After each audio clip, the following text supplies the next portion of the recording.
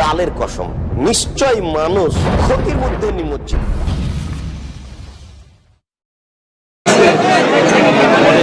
আসসালামু আলাইকুম ওয়া রাহমাতুল্লাহ।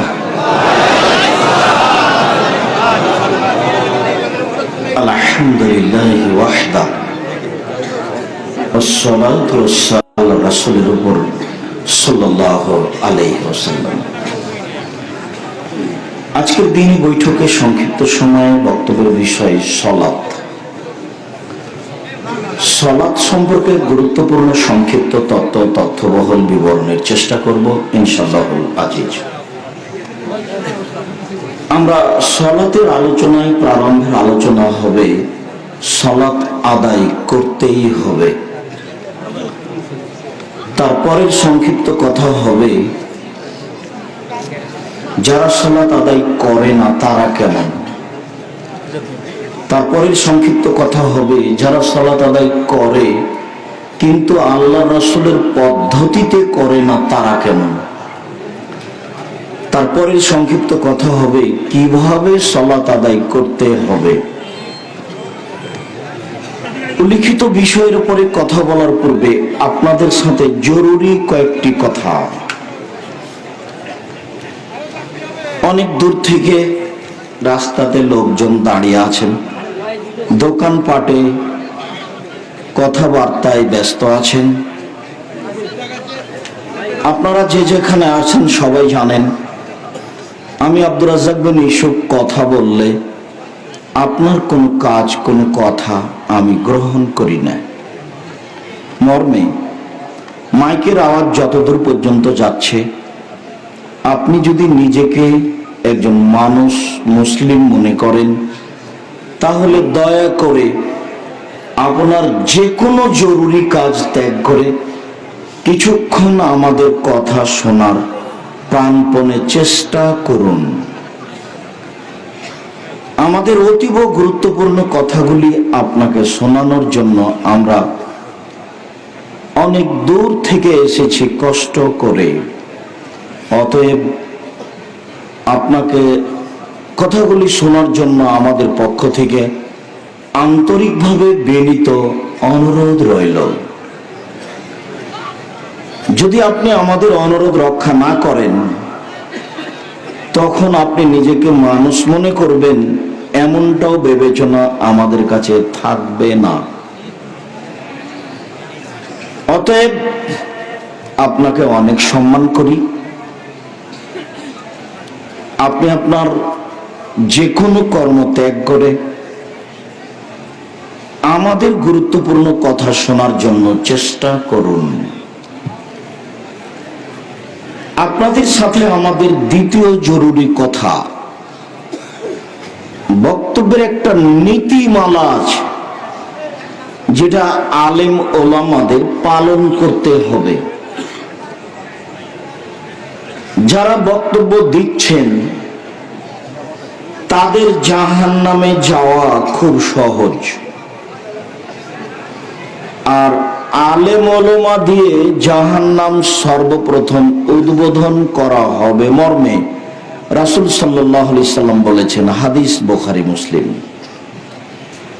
যাদেরকে প্রথমে জাহান্নামে দেওয়া হবে তারা হলো এক শ্রেণীর আলেম।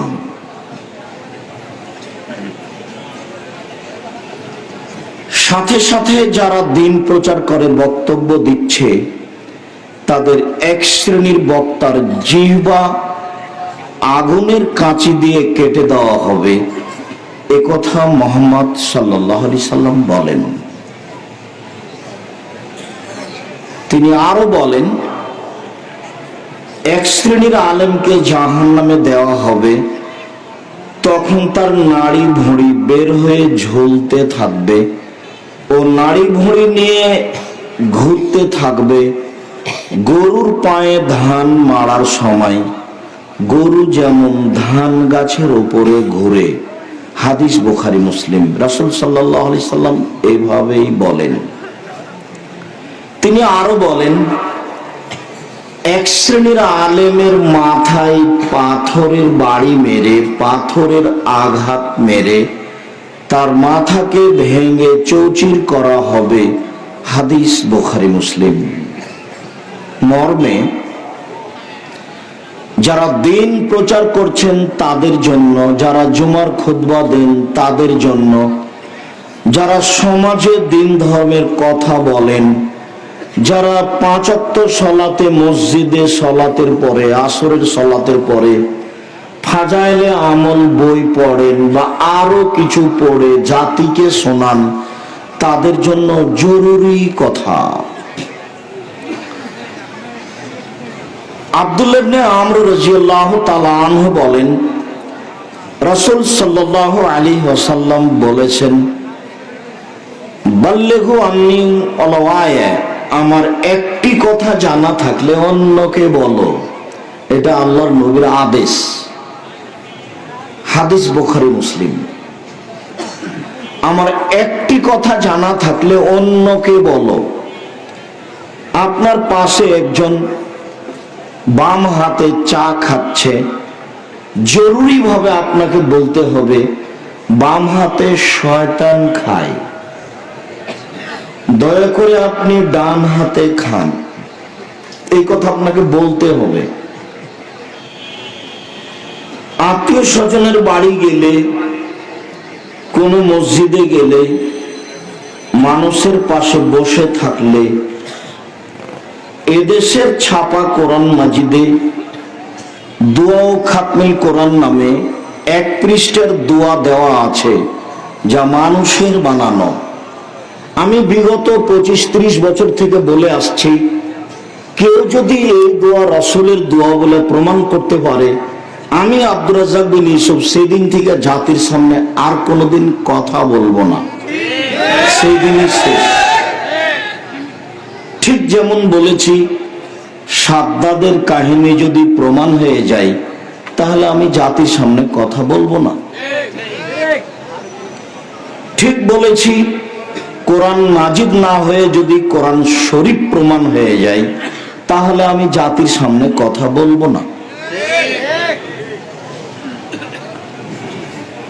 এখন আরো এক ধাপ বাড়িয়ে বলছি, কিয়ামত পর্যন্ত কোনো দিন যদি মসজিদে 3 ফুট পর পর দাঁড়ানো জায়েজ হয়ে যায় হাদিসের মাধ্যমে, তাহলে আমি আব্দুর রাজ্জাক বিন ইউসুফ জীবনে আর কোনোদিন বক্তব্য দেব না। তাতে আমি বলেছি, আজ থেকে নিয়ে কিয়ামত পর্যন্ত কাবা ঘরে আর যদি প্রাচীরের মতো হয়ে না দাঁড়াই, ফাঁকা ফাঁকা হয়ে দাঁড়াই, তবুও তা জায়েজ হবে না। 3 ফুট দূরে দাঁড়ানোর বৈধতা দিতে হলে মুহাম্মদ সাল্লাল্লাহু আলাইহি সাল্লামকে পৃথিবীতে আবার আসতে হবে। জাতির সামনে ঘোষণা দিতে হবে, আমি মুহাম্মদ সাল্লাল্লাহু আলাইহি সাল্লাম বলছি, আপনারা 3 ফুট পর পর দাঁড়াতে পারেন, যেহেতু কিয়ামত পর্যন্ত তিনি আর কোনোদিন আসবেন না, এর বৈধতাও আর কোনোদিন হবে না। আমি আরো একটা কথা খুব চাপ দিয়ে জোর দিয়ে বলেছি, তার 23 বছর জীবনে কোনো একদিন, কোনো এক ওয়াক্ত এই কথাগুলি না বলে সালাত শুরু করেছেন। তার 23 বছর জীবনে প্রত্যেক দিন 5 ওয়াক্ত সালাতে কোনো একদিন, কোনো এক ওয়াক্ত এই কথাগুলি না বলে সালাত শুরু করেছেন। বলেননি, প্রাচীরের মতো হয়ে দাঁড়ান, ফাঁকা বন্ধ করুন। ওই যে আমি দেখছি 2 জনের ফাঁকা দিয়ে শয়তান প্রবেশ করছে ছাগলের বাচ্চার মতো হয়ে। মান সাদ্দা ফুরজাতান বানাল্লাহু লাহু বাইতান ফিল জান্নাহ, তোমরা 2 জনের ফাঁকা বন্ধ করো, আল্লাহ তোমাদের জন্য জান্নাতে ঘর বানাবেন। কাতার সোজা করুন, প্রাচীরের মতো হয়ে দাঁড়ান। এই কথাগুলি না বলে কোনো একদিন তিনি নামাজ সালাত শুরু করেছেন, এইটা প্রমাণ হয়ে গেলে আমি আর কোনোদিন জীবনে বক্তব্য দেব না। অনেকগুলো জোরালো দাবির সাথে এখন কয়েকটা দাবি আরো লাগানো আছে। মর্মে সকল দিনী ভাই যারা দিন প্রচার করছেন তাদের জন্য জরুরি কথা। আল্লাহর নবী বললেন, বাল্লিগু আন্নী ওয়ালা আয়া, আমার একটি কথা জানা থাকলে অন্যকে বলো। 2, ওয়াহাদিসু আন বানি ইসরাইল, বানি ইসরাইলের কাহিনী বলো, কোনো দোষ নেই। 3, ওমান কাযাবা আলাইয়া মুতাআম্মিদান ফালিয়াতাবাওয়া মাকাদাহু মিনান নার, কেউ যদি কোনো কথা আমার নামে বলে, কেউ যদি কোনো কথা আমার নামে লিখে, সেই কথা যদি আমার না হয় তাহলে তার থাকার জায়গা জাহান্নাম।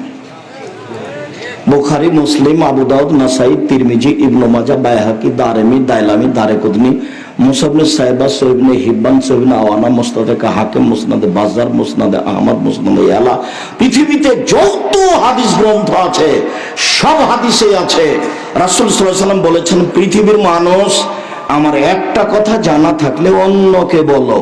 2, বানি ইসরাইলের কাহিনী বলো। 3, কেউ যদি কোনো কথা মুখে বলে, কেউ যদি কোনো কথা কলমে জাতির সামনে লিখে, সেটা যদি আমার না হয় তাহলে তার থাকার জায়গা জাহান্নাম। হুজুর যত বড়ই হোক, পাগড়ি যত বড়ই হোক, জুব্বা যত বড়ই হোক, তাহাজ্জুদ যতই পড়ুক না কেন, কাবা ঘরের গিলাপ ধরে থাকলেও বিচারের মাঠেও টিকতে পারবে না, টিকার কোনো পথ নেই। কবি নজরুল ইসলাম বলেছেন, মসজিদের পাশে কবর দিও ভাই, তাহলে এই গুনাহগার গোর আযাব হতে পাইবে রেহাই। তা আমি বলেছি, মসজিদের পাশে কেন, কারো বাপের কবর যদি কাবা ঘরের নিচে হয়ে যায় তবুও রক্ষা হবে না। কেননা বিচারের মাঠে বিচার হবে কর্ম দিয়ে, যার যেমন কর্ম তার তেমন ফল, কর্ম যেমন ফল তেমন।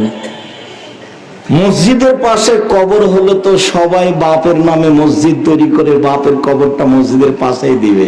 ধর্ম পাগল হয়ে গেছে।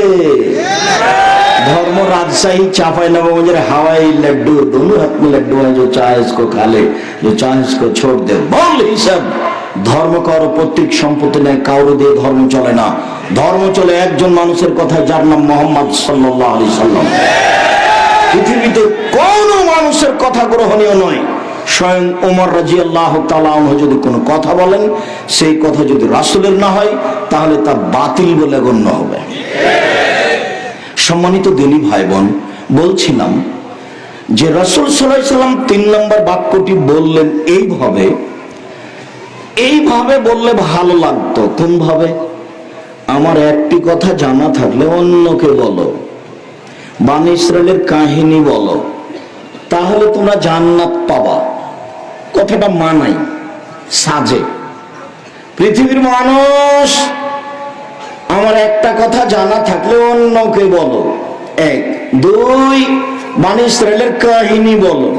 3, তাহলে তোমরা জান্নাত পাবা। কথাটা মিল খায়, কিন্তু যেভাবে বলেছেন আল্লাহর নবী সেভাবে তো মিল খায় না। আমার একটি কথা জানা থাকলে অন্যকে বলো, বানি ইসরাইলের কাহিনী বলো। কেউ যদি কোনো কথা আমার নামে বলে, সেই কথা যদি আমার না হয় তাহলে তার থাকার জায়গা জাহান্নাম। এই বাক্য দিয়ে তিনি কি বললেন? পৃথিবীতে যত আলেম ওলামা আছেন, দিন প্রচার করছেন, সবাইকে একেবারে এমন ভাবে কঠোর ভাবে বলেছেন যে মুখ খুলবেন না, মুখ খুলবেন না, সাবধান। মুখ খুলে যেটা বলবেন সেটা কার হতে হবে? মুহাম্মদ সাল্লাল্লাহু আলাইহি ওয়াসাল্লামের। যদি না হয় তাহলে হুজুর যত বড়ই হোক বিচার মাঠে টিকতে পারবে না, তার জন্য জাহান্নাম রেডি আছে। এই কথা মুহাম্মদ সাল্লাল্লাহু আলাইহি ওয়াসাল্লাম বলেছেন, সব গ্রন্থে আছে।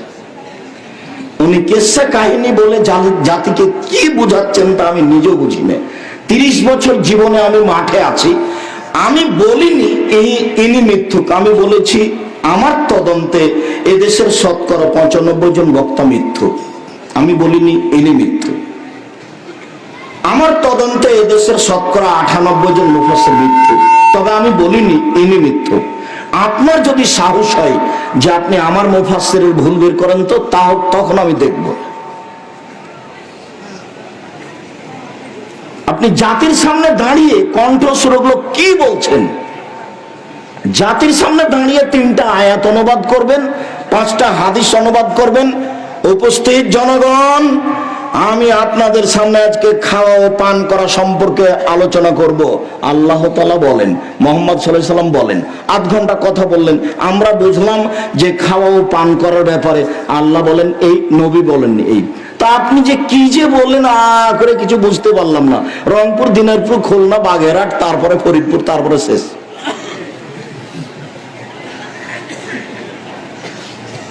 জাতিকে ফাঁকি দিয়ে বিচারের মাঠে টিকা যাবে না, এ কথাই ঠিক।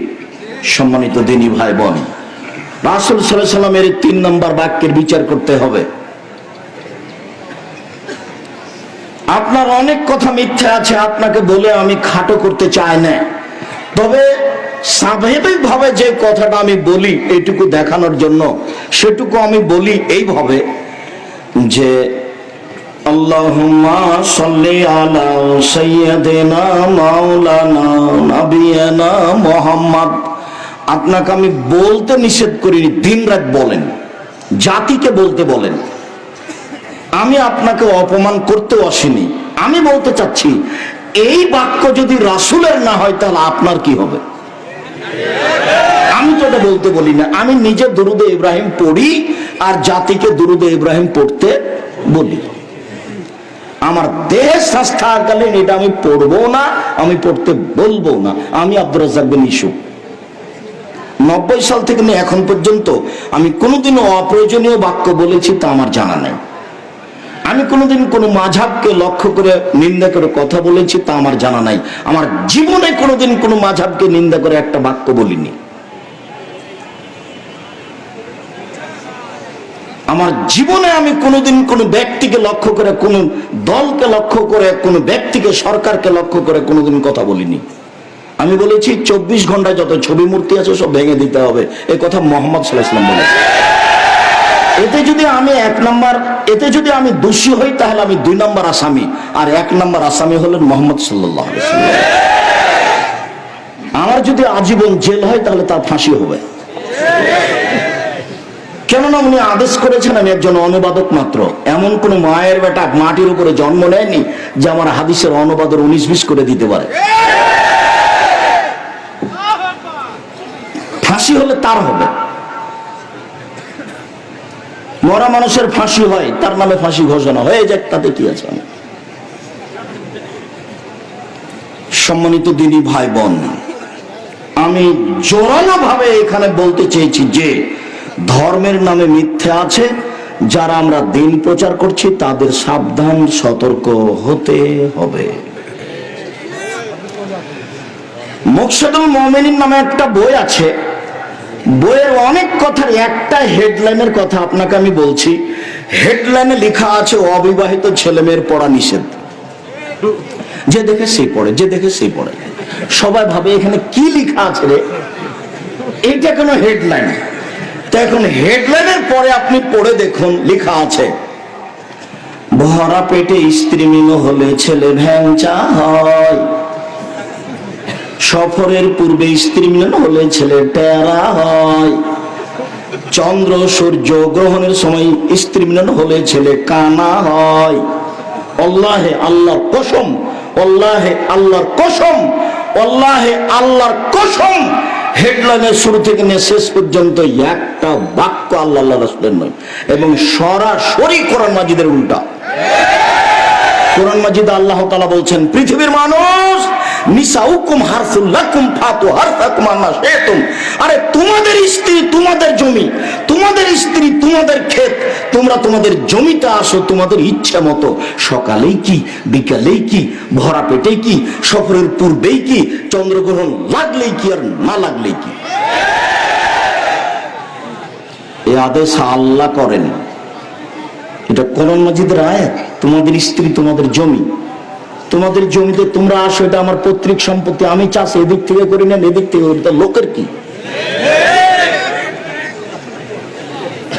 কোনো কথা বললে যথাযথভাবে তার প্রমাণ থাকতে হবে, অন্যথায় জাতির সামনে একদিন না একদিন ধরা পড়বে।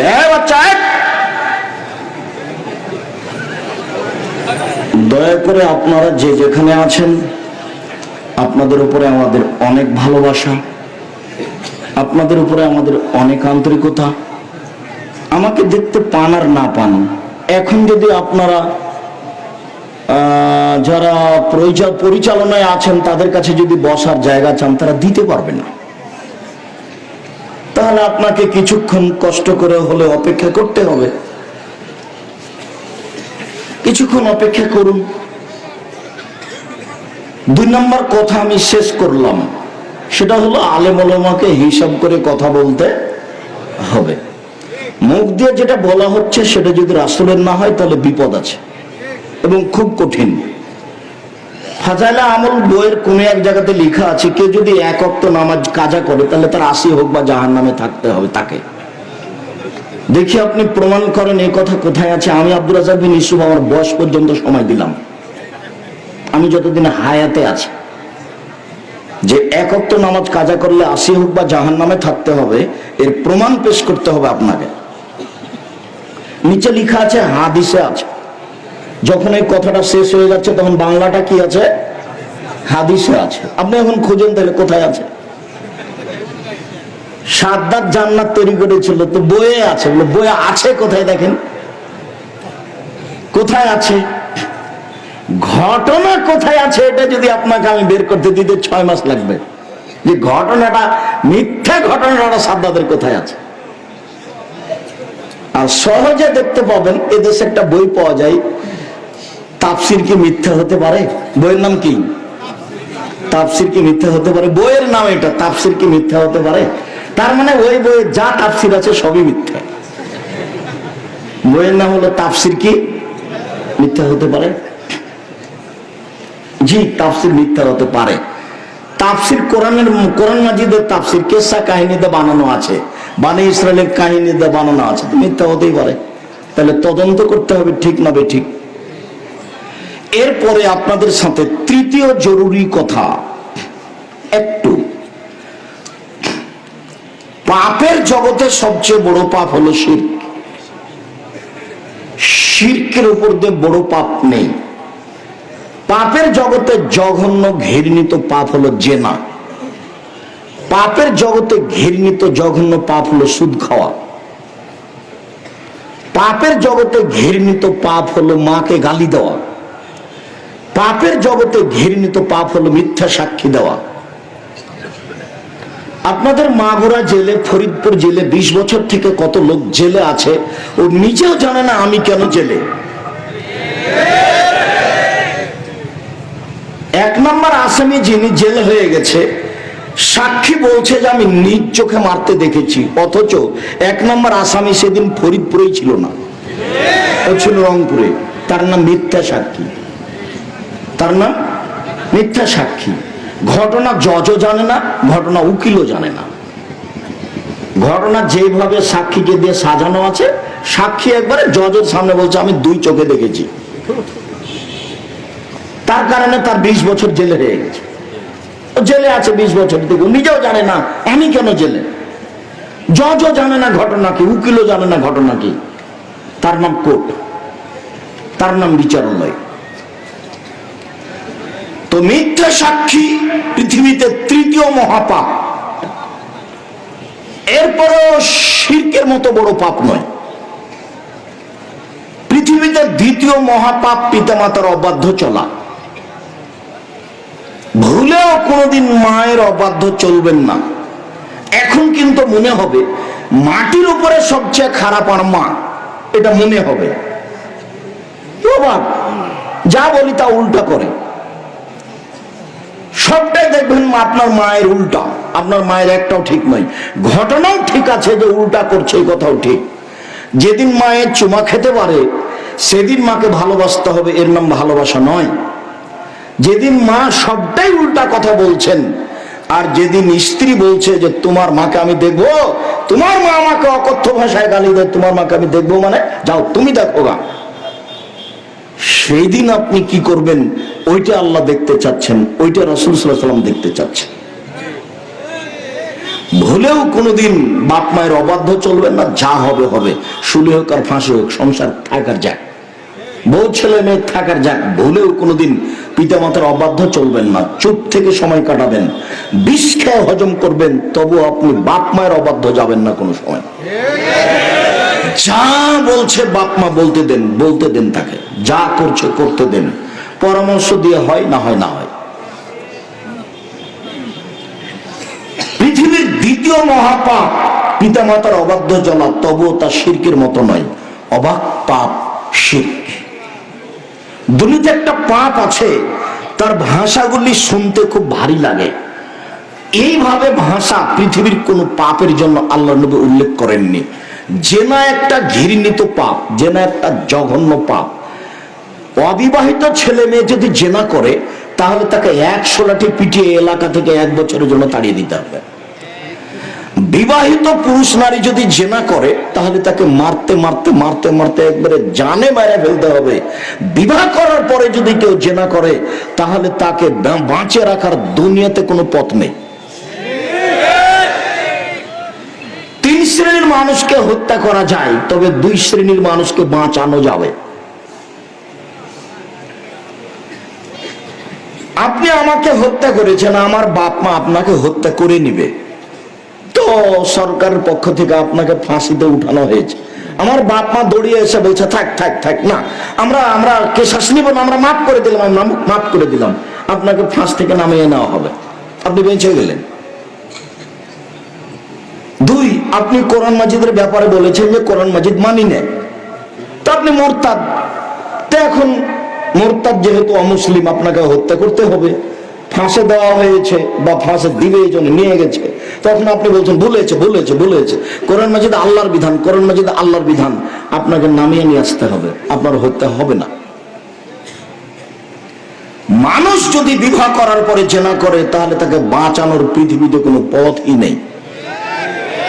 ঘুরে ওই কথা আবার নিয়ে আসতে হবে যে মুহাম্মদ সাল্লাল্লাহু আলাইহি সাল্লামকে আবার এসে পৃথিবীতে বলতে হবে, পৃথিবীর মানুষ শুনে রেখো, বিবাহ করার পরে যদি কেউ জেনা করে তাহলে তার ফাঁসি হবে না। আমি মুহাম্মদ সাল্লাল্লাহু আলাইহি সাল্লাম বলছি, যেহেতু তিনি কিয়ামত পর্যন্ত আর কোনোদিন আসবেন না, কাজে বিবাহ করার পরে জেনায় লিপ্ত হলে তার বেঁচে থাকার পথ কোনোদিন আর বের হবে না। বিচার হলো না, তওবা করবেন, ক্ষমা হতে পারে, হবে আশা করি ইনশাআল্লাহ। তো জেনা ঘৃণিত পাপ, তবে ভাষা এত নয়, দুর্বল নয়। সুদের পাপের ভাষা খুব কঠিন, মানে শুনতেই কেমন কেমন লাগে। রাসূল সাল্লাল্লাহু আলাইহি ওয়াসাল্লাম বলছেন দিরহাম রিবা ওয়া ইয়ালাম আসাদু মিন সিতাতিন সালাসিনা জিনিয়া, কেউ যদি জেনে শুনে 1 টাকা সুদ খায়, 36 বার জেনা করে যত পাপ হবে, 1 টাকা সুদ খেলে তার চেয়ে বেশি পাপ। জেনা এখন দেখলেন কত ঘৃণিত পাপ, তার উপর বলছে 36 বার জেনা করলে অত বড় হবে না 1 টাকা সুদ খেলে যত বড় হবে। সুদের পাপের 17টা ভাগ আছে। ছোট ভাগ হলো মার সাথে জেনা করলে যেমন পাপ হয়, নেবা। সুদের পাপের 17টা ভাগ আছে, ছোট ভাগ হলো মার সাথে জেনা করলে যেমন পাপ হয়। আল্লাহ বলেছেন যারা সুদ খাবে তাকে ভিক্ষুক হতে হবে। সুদ খাওয়ার কারণে পৃথিবীর কয়েকটা দেশে টাকা চলে যাবে, বাকিগুলো দেশ ফকির হয়ে যাবে। সুদ খাওয়ার কারণে দেশের 2-1টা লোকের কাছে টাকা চলে যাবে, বাকি লোকগুলো কি হয়ে যাবে, নিঃস্ব ফকির হয়ে যাবে, হতে হবে। ওটা আল্লাহ বলছেন ইয়ামহাকুল্লাহু রিবা ওয়া ইরবিস সাদাকাত। সুদ মানুষের টাকাকে সংকুচিত করে, সুদ মানুষকে ভিক্ষুক বানায়, আর দান করলে মানুষের টাকা বেশি হয়ে যায়, একথা আল্লাহ তাআলা বলছেন। কাজে আপনি সুদ খেয়ে টাকা বেশি করেছেন, হয় আপনি ভিক্ষুক হবেন, না আপনার ছেলে ভিক্ষুক হবে, হতে হবে আজ হোক কাল হোক। ওখান থেকে ফিরে আসার কোনো পথ নেই, যেহেতু আল্লাহ কথা বলেছেন। এরপরেও শিরক যত বড় পাপ, সুদ খাওয়া পাপ তত বড় নয়। কিভাবে? বিচারের মাঠে যখন আদম সন্তান উপস্থিত হবে, তখন আল্লাহ তাআলা আসবেন বিচারের মাঠে, এসে বলবেন ইয়া ইবনা আদম, আদমের ছেলে মেয়ে শোনো, লা তাইতানি বেকরাবিলার যে খতায়ে, সুম্মা লাকিতানি লা তুশরিক বি শাইআ লা তাইতু বিকুরাবিহা মাগফিরা। আদমের ছেলে মেয়ে শোনো, আজ তোমরা বিচারের মাঠে উপস্থিত হয়েছো আকাশ জমিন পরিমাণ পাপ নিয়ে। পাপ আর পাপ, তোমাদের পাপে একেবারে আকাশ জমিন পরিপূর্ণ হয়ে আছে। আমি আল্লাহ বলছি, যদি তোমাদের শিরকি পাপ না থাকে তাহলে আমি আল্লাহ তোমার সব পাপকে ক্ষমা করে দিলাম। ইবনে আদম লাউ বালাগাত যুনুবুকা আনানা সামায়ে, এই আদমের ছেলে মেয়ে শোনো, তোমার যদি পাপ আকাশ জমিন পরিপূর্ণ হয়ে যায় আর যদি তোমার শিরক না থাকে আমি তোমাকে ক্ষমা করে দেবো। ওয়ালা উবালি, আমি পরোয়া করি না তুমি কত বড় পাপী, আমি পরোয়া করি না তুমি কত বড় পাপী। তোমার পাপ যত আমার ক্ষমা তত, তোমার পাপ যত আমার ক্ষমা তত, তোমার পাপ যত আমার ক্ষমা তত, তোমার পাপ যত আমার ক্ষমা তত, যদি শিরক না থাকে। এটা ফরিদপুর, মানে মাগুরা মানে ফরিদপুর, মানে শিব দিয়ে পুরো হয়ে আছে, একদম ভর্তি হয়ে আছে। এখানে কত হুজুর আছে তাবিজ লেখে, সুন্দর করে কোরআন মাজিদে তাবিজ লিখে গলায় দিয়ে দিয়েছে, কিন্তু বলছে সব মনের আশা পূর্ণ হবে, মনের আশা পূর্ণ হবে। রাসূল সাল্লাল্লাহু আলাইহি ওয়াসাল্লাম বলছেন, মান তাআল্লাকা তামিম ফাকাদ আশরাকা, কেউ যদি তাবিজ ঝোলায় তাহলে শিরক করলো। আমি বলিনি, আমি অনুবাদক। মুহাম্মদ সাল্লাল্লাহু আলাইহি সাল্লাম বলেছেন, আমি একজন অনুবাদক মাত্র, কোন কথা সহজে উল্টানোর চেষ্টা করবেন না। আমি আব্দুর রাজ্জাক বিন ইউসুফ বলছি, আপনাকে আমি ফাঁকি দিতে আসিনি। জাতির যদি রাস্তাঘাট করে দিতে না পারি, জাতির যদি স্কুল কলেজ করে দিতে না পারি, জাতিকে চূড়ান্ত সঠিক ধর্ম দিতে পারবো ইনশাআল্লাহ। ধর্মের ব্যাপারে জাতিকে ফাঁকি দিয়ে পরকাল হারাতে রাজি নই।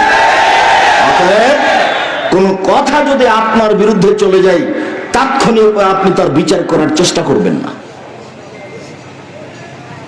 অন্তত 6 মাস দেখবেন যে কথা ঠিক না বেঠিক তদন্ত করে দেখি, তারপরে কথা বলবেন।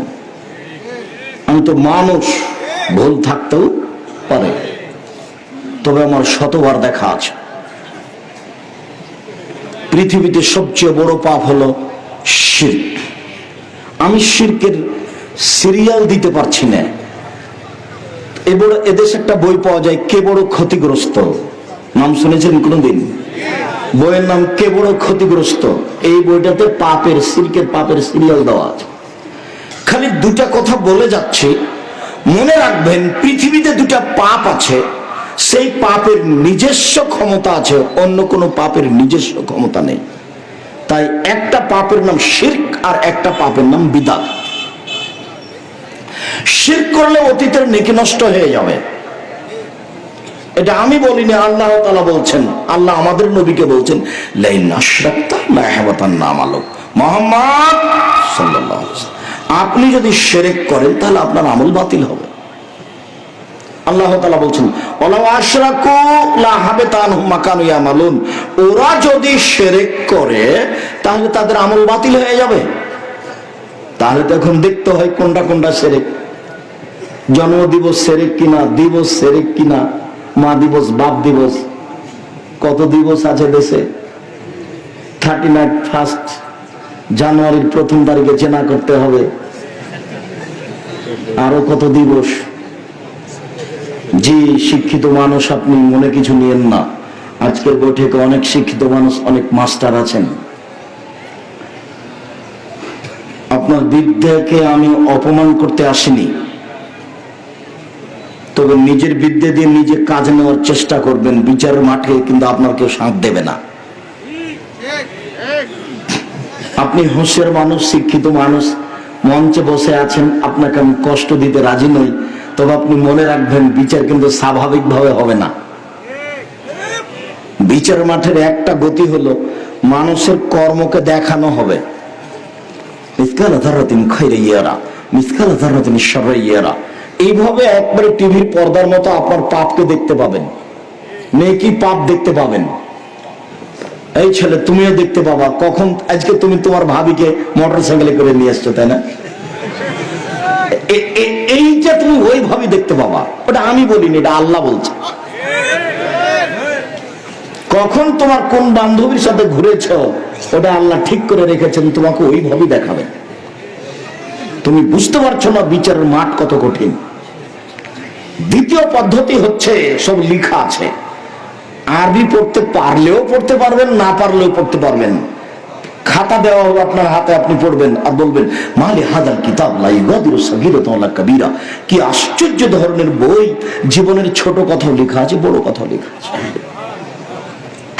আরেকটা পদ্ধতি, চারটা পদ্ধতি, আপনার পদ্ধতিতে আপনাকে অপরাধী প্রমাণ করা হবে। আরেকটা পদ্ধতি, ইয়াউমাইদিন তুহাদ্দিসু আখবারাহা। পৃথিবীতে যা কিছু ঘটছে, মাটি হচ্ছে সবচেয়ে অত্যাধুনিক যন্ত্র। পৃথিবীর জন্মের দিন একে এমন ভাবে যন্ত্র রেডি করে রেখে দিয়েছে যে ভেঙে যাওয়া পর্যন্ত সব কথা ধরে রাখছে। বিচারের মাঠে সব মাটি top top top top top top করে কথা বলবে জীবনে যা করেছে।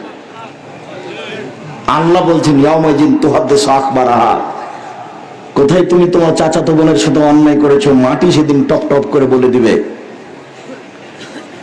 কোথায় তুমি অশ্লীল কাজে লিপ্ত হয়েছো, কোথায় তুমি সুদের অঙ্ক লিখেছো, ঘুষের অঙ্ক লিখেছো, মাটি ওটা ধরে রেখেছে। আল্লাহ বলছেন top top top top top top করে সব বলে দিবে।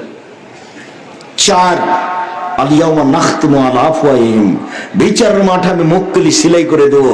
হাতে কথা বলবে, পা বলবে হাত তুমি ঠিক বলেছো। অবাক, আপনার হাতে আপনার বিরুদ্ধে কথা বলবে, পা তখন আপনার বিপক্ষে সাক্ষী দিয়ে বলবে হাত তুমি ঠিক বলেছো। 4টা পদ্ধতিতে আপনাকে অপমান করা হবে। সেই দিন কেউ আপনার সাথ দেবে না। অতএব সমাজের কাছে মাথা নত করে অল্প সময়ের জন্য সম্মান কেনার চেষ্টা করবেন না, যা হবে হবে। সমাজের কাছে মাথা নত করে অল্প সময়ের জন্য সম্মান কেনার চেষ্টা করিয়েন না। এই ছেলে, তোমার মা ভদ্র ঘরের মহিলা, তোমার নানা হাজি মানুষ, তোমার দাদা চৌধুরী মানুষ, এদেশের মাগুরা জেলার সম্মানী মানুষ। তোমার দাদাও হজ করেছে, আর তোমার মা নির্বাচনে দাঁড়িয়ে বলছে ভাইয়া আসো, ভাইয়া আসো, চা খেয়ে যাও, ভাইয়া আসো। তোমার মা এত পচে গেল কি করে? তোমার মা লোককে চা খেতে ডাকে, ভাইয়া আসেন চা খেয়ে যাও। ছি ছি ছি। তোমার বাপ নানাও তো ভালো মানুষ, তোমার দাদাও তো ভালো মানুষ, তোমার মা এত পচে গেল কেন? তোমার মা কি চায়, এতে কি করতে চায়? তোমাদের দেশে হিন্দু মেয়ে নাই, ওই দাঁড়ায়, ওই নির্বাচনে যায়, তোমার মা কেন? শুনুন, পৃথিবীতে 2টি পাপ আছে, যেই পাপের মাধ্যমে আল্লাহকে অপমান করা হয় তার নাম শিরক। যে পাপের মাধ্যমে নবীকে অপমান করা হয় তার নাম বিদআত। পৃথিবীতে 2টা পাপ আছে যার নিজস্ব ক্ষমতা আছে। শিরক করলে অতীতের নেকি নষ্ট হয়ে যায়, বিদআত করলে ইবাদত কবুল হয় না। বিদআত করলে ইবাদত কবুল হয় না। বিদআত করলে ইবাদত কবুল হয় না। বিদআত করলে ইবাদত কবুল হয় না। বাপ মারা গেছে, ছেলে ধনী মানুষ, ঢাকায় চাকরি করে, গরু জবাই করে দিয়ে সবাইকে খাওয়াইছে দেশবাসীকে। খালা ফুফু বলছে বেটা তোর তো টাকা পয়সা আছে বেটা, তোর বাপ মারা গেল, একটু মানুষকে খাওয়ালি না বেটা? তো বাপের নামে যেটা করছেন ওটা তো সাদকা, ওইটা তো মানুষের ময়লা, ওটা তোমার বাপের গায়ের ময়লা, ওইটা শুধু ফকির মিসকিন খাবে। তো তোমার আরেক চাচা এসেছে 5 কোটি টাকা দামের গাড়ি চড়ে, সে এই ময়লা খাবে কি করে? তুমি বেটা মাস্টার ডিগ্রি পাস মূর্খ হয়ে গেছো, তার জন্য ধর্ম মূর্খ হয়ে গেছে বেটা, ধর্মকে পাগল পেয়েছো। 40 দিনের দিন তুমি গরু জবাই করলে কেন? তার মানে তুমি শিরক করেছো। তুমি তোমার বাপের নামে সবাইকে গরু খাইয়ে বিদআত করেছো, তুমি শিরক করেছো, তুমি বেদাত করেছো, তুমি শিরক করেছো, তুমি বেদাত করেছো। আমি আব্দুর রাজ্জাক বিন ইউসুফ বলছি, কিয়ামত পর্যন্ত, আমার বয়স পর্যন্ত সময় থাকলো, মরা মানুষের নামে গরু ছাগল জবাই করে খাওয়াই দিতে হবে, এটা প্রমাণ হয়ে গেলে আমি আব্দুর রাজ্জাক বিন ইউসুফ জিন্দেগি তার কোনোদিন কথা বলবো না। বাপ মরে গেছে, কিছুই যদি বলতে না পারো তাহলে বলবা আল্লাহ আমার বাপকে ক্ষমা করো, এটাই তোমার বাপের জন্য অনেক। কিছুই যদি জানা না থাকে তো কবরের পাশে গিয়ে বলবা আসসালামু আলাইকুম, আল্লাহ তুমি আমার বাপকে ক্ষমা করো, এটাই অনেক। আর যদি পারো তো ফকির মিসকিনকে টাকা দাও, আর যদি পারো তো অসহায় মানুষকে কাপড় কিনে দাও, আর যদি পারো তো ভালো আকীদার প্রতিষ্ঠানে একটু পানির ব্যবস্থা করে দাও। দুইটা পথ, একটা মুখে দোয়া, একটা হলো অর্থের দান। অর্থের দান যেন গরু জবাই করে দিয়ে সবাইকে খাওয়া দিতে হবে, ওটা তো সাদকা, তো সবাই খাবে কি করে? কথা মনে হয় আমি বুঝাতে পারি না। সাদকা কে খাবে? ফকির মিসকিন খাবে না ওই ধনী মানুষটা খাবে? রাসূল সাল্লাল্লাহু আলাইহি সাল্লাম একদিন রাস্তা দিয়ে হাঁটছিলেন, একটা খেজুর পেয়ে নিয়েছেন, তখন বলছেন লাউলা আন্নী আখাফু আন তাকুনা মিনা সাদাকা লাকাউতুকা। ও খেজুর, যদি আমার সন্দেহ না হতো যে তুমি সাদকার হতে পারো তাহলে আমি মুহাম্মদ সাল্লাল্লাহু আলাইহি সাল্লাম তোমাকে খেয়ে নিতাম, কিন্তু আমার সন্দেহ হচ্ছে যে তুমি সাদকার খেজুর হতে পারে, আমি এই জন্য তোমাকে খাচ্ছি না। হুসাইন রাদিয়াল্লাহু তাআলা সাদকার খেজুরের পাশে বসেছিলেন, একটা খেজুর নিয়ে মুখে দিয়ে দিয়েছেন, আল্লাহর নবী লাফ দিয়ে উঠে বলছেন লেতরা কিক কিক, বমন করা হাতে আঙ্গুল মুখের ভিতরে ঢুকিয়ে খেজুর বের করে ফেলছে। তুমি জানো না আমার সারটা? তুমি জানো না ইন্না লানা কোন সাদকা, আমরা সাদকা খাই না। আরে আমি তো খাই না, আমার বংশ খায় না, আমার বংশ তো খায় না, আমাদের বাড়িতে যে কাজ করে সেও খায় না, তার উপরে হারাম। সাদকা হচ্ছে মানুষের ময়লা। আমি মুহাম্মদ সাল্লাল্লাহু আলাইহি ওয়াসাল্লাম সাদকা খায় না, আমার বংশ সাদকা খায় না, আমার বাড়ির কাজের লোকে সাদকা খায় না, সাদকা হচ্ছে মানুষের ময়লা। হুসাইন, তুমি সাদকা মুখে দিলে কেন? তোমার মুখের ভিতরে আঙ্গুল ঢুকে তোমাকে বমন করে আমি সাদকা বের করে ফেলে দিলাম। হাদিস বুখারী মুসলিম। আর তোমার চাচা 5 কোটি টাকার গাড়িতে চড়ে এসেছে, তাকে তোমার বাপকে গরু জবাই করে খাওয়াইলে, বেটা পাগল হয়ে গেছে, ধর্ম বোকা হয়ে গেছে। ফরিদপুরে এসে, মাগুরাতে এসে ধর্ম পাগল হয়ে গেছে। সাবধান থাকুন, যা বলছি সেই কথার 19-20 করা অসম্ভব, তবে আমি মানুষ। দীর্ঘ 30 বছর থেকে আমি কোনোদিন অপ্রয়োজনীয় বাক্য বলিনি। দীর্ঘ 30 বছর থেকে আমি কোনোদিন মানুষের কাছে পথ খরচ পাথেও চাইনি। যদি কোনোদিন প্রমাণ হয়ে যায় যে আব্দুর রাজ্জাক সাহেব পথ খরচ পাথেও চেয়েছিল, সেদিন থেকে আমি জাতির সামনে কথা বলবো না। দীর্ঘ 30 বছর থেকে আমি কোনোদিন আমার পরিচয় দিইনি, যে বিজ্ঞাপন পোস্টার লিখে দিবেন যে আমি অমুক অমুক, আমি পরিচালক এই, এটা যদি কেউ প্রমাণ করে দিতে পারে আমি জাতির সামনে কথা বলবো না। আমাকে যখন চাপ দিয়ে বলেছে যে কি লিখবো কাগজে, তখন আমি বলেছি আমার নাম আব্দুর রাজ্জাক আর আমার বাপের নাম ইউসুফ, বাপ বেটা মিলে আব্দুর রাজ্জাক বিন ইউসুফ। এর চেয়ে আমি বেশি বলিনি। বেশি প্রমাণ হয়ে যায় যদি, আমি কথা বলবো না জাতির সামনে। আল্লাহে আল্লাহর কসম, আল্লাহে আল্লাহর কসম, আল্লাহে আল্লাহর কসম, আপনাকে আমি ধর্মের নামে ফাঁকি দিতে আসেন। বিদআত নেকির কাজ, এই যে করলেন, বাপের নামে গরু জবাই করে দিলেন, এটা বিদআত। নির্ধারিত দিনে করলেন, এটা শিরক। ওই দিনে করলেন কেন? ওই দিনে কি আছে? শিরক বিদআত দুটা পাপের নিজস্ব ক্ষমতা আছে। শিরক বিদআত দুটাই মানুষের ধারণায় নেকির কাজ। গাড়িটা মাগুরা থেকে ছুটেছে ঢাকা যাবে, বারবার কন্ট্রাক্টরকে বলছে ড্রাইভার মাজারে 10টা টাকা দাও গো, মাজারে 10টা টাকা দাও। মানে ড্রাইভারের মাথায় কাজ করছে যে মাজারে 10টা টাকা দিলে গাড়িটা অ্যাক্সিডেন্ট হবে না। তার মানে মাজার তার গাড়িকে রক্ষা করতে পারবে। মাজারে যে কি হয়েছে সেটাই বোঝে না, আগে পিটিয়ে একাকার করে দিল মনে হয়। আর এখানেও ঢং দেখাচ্ছে যে মাজারে টাকা দিলে রক্ষা হবে। মাজারে কে আছে আপনি নিজেই তো জানেন না। মাজারে যে আছে সে বেঁচে গেছে, তার কি প্রমাণ আপনার কাছে? একজন সাহাবী, মহিলা সাহাবী উসমান ইবনে মাজুনের প্রশংসা করেছিলেন, খুব পরহেজগার মানুষ দেখে।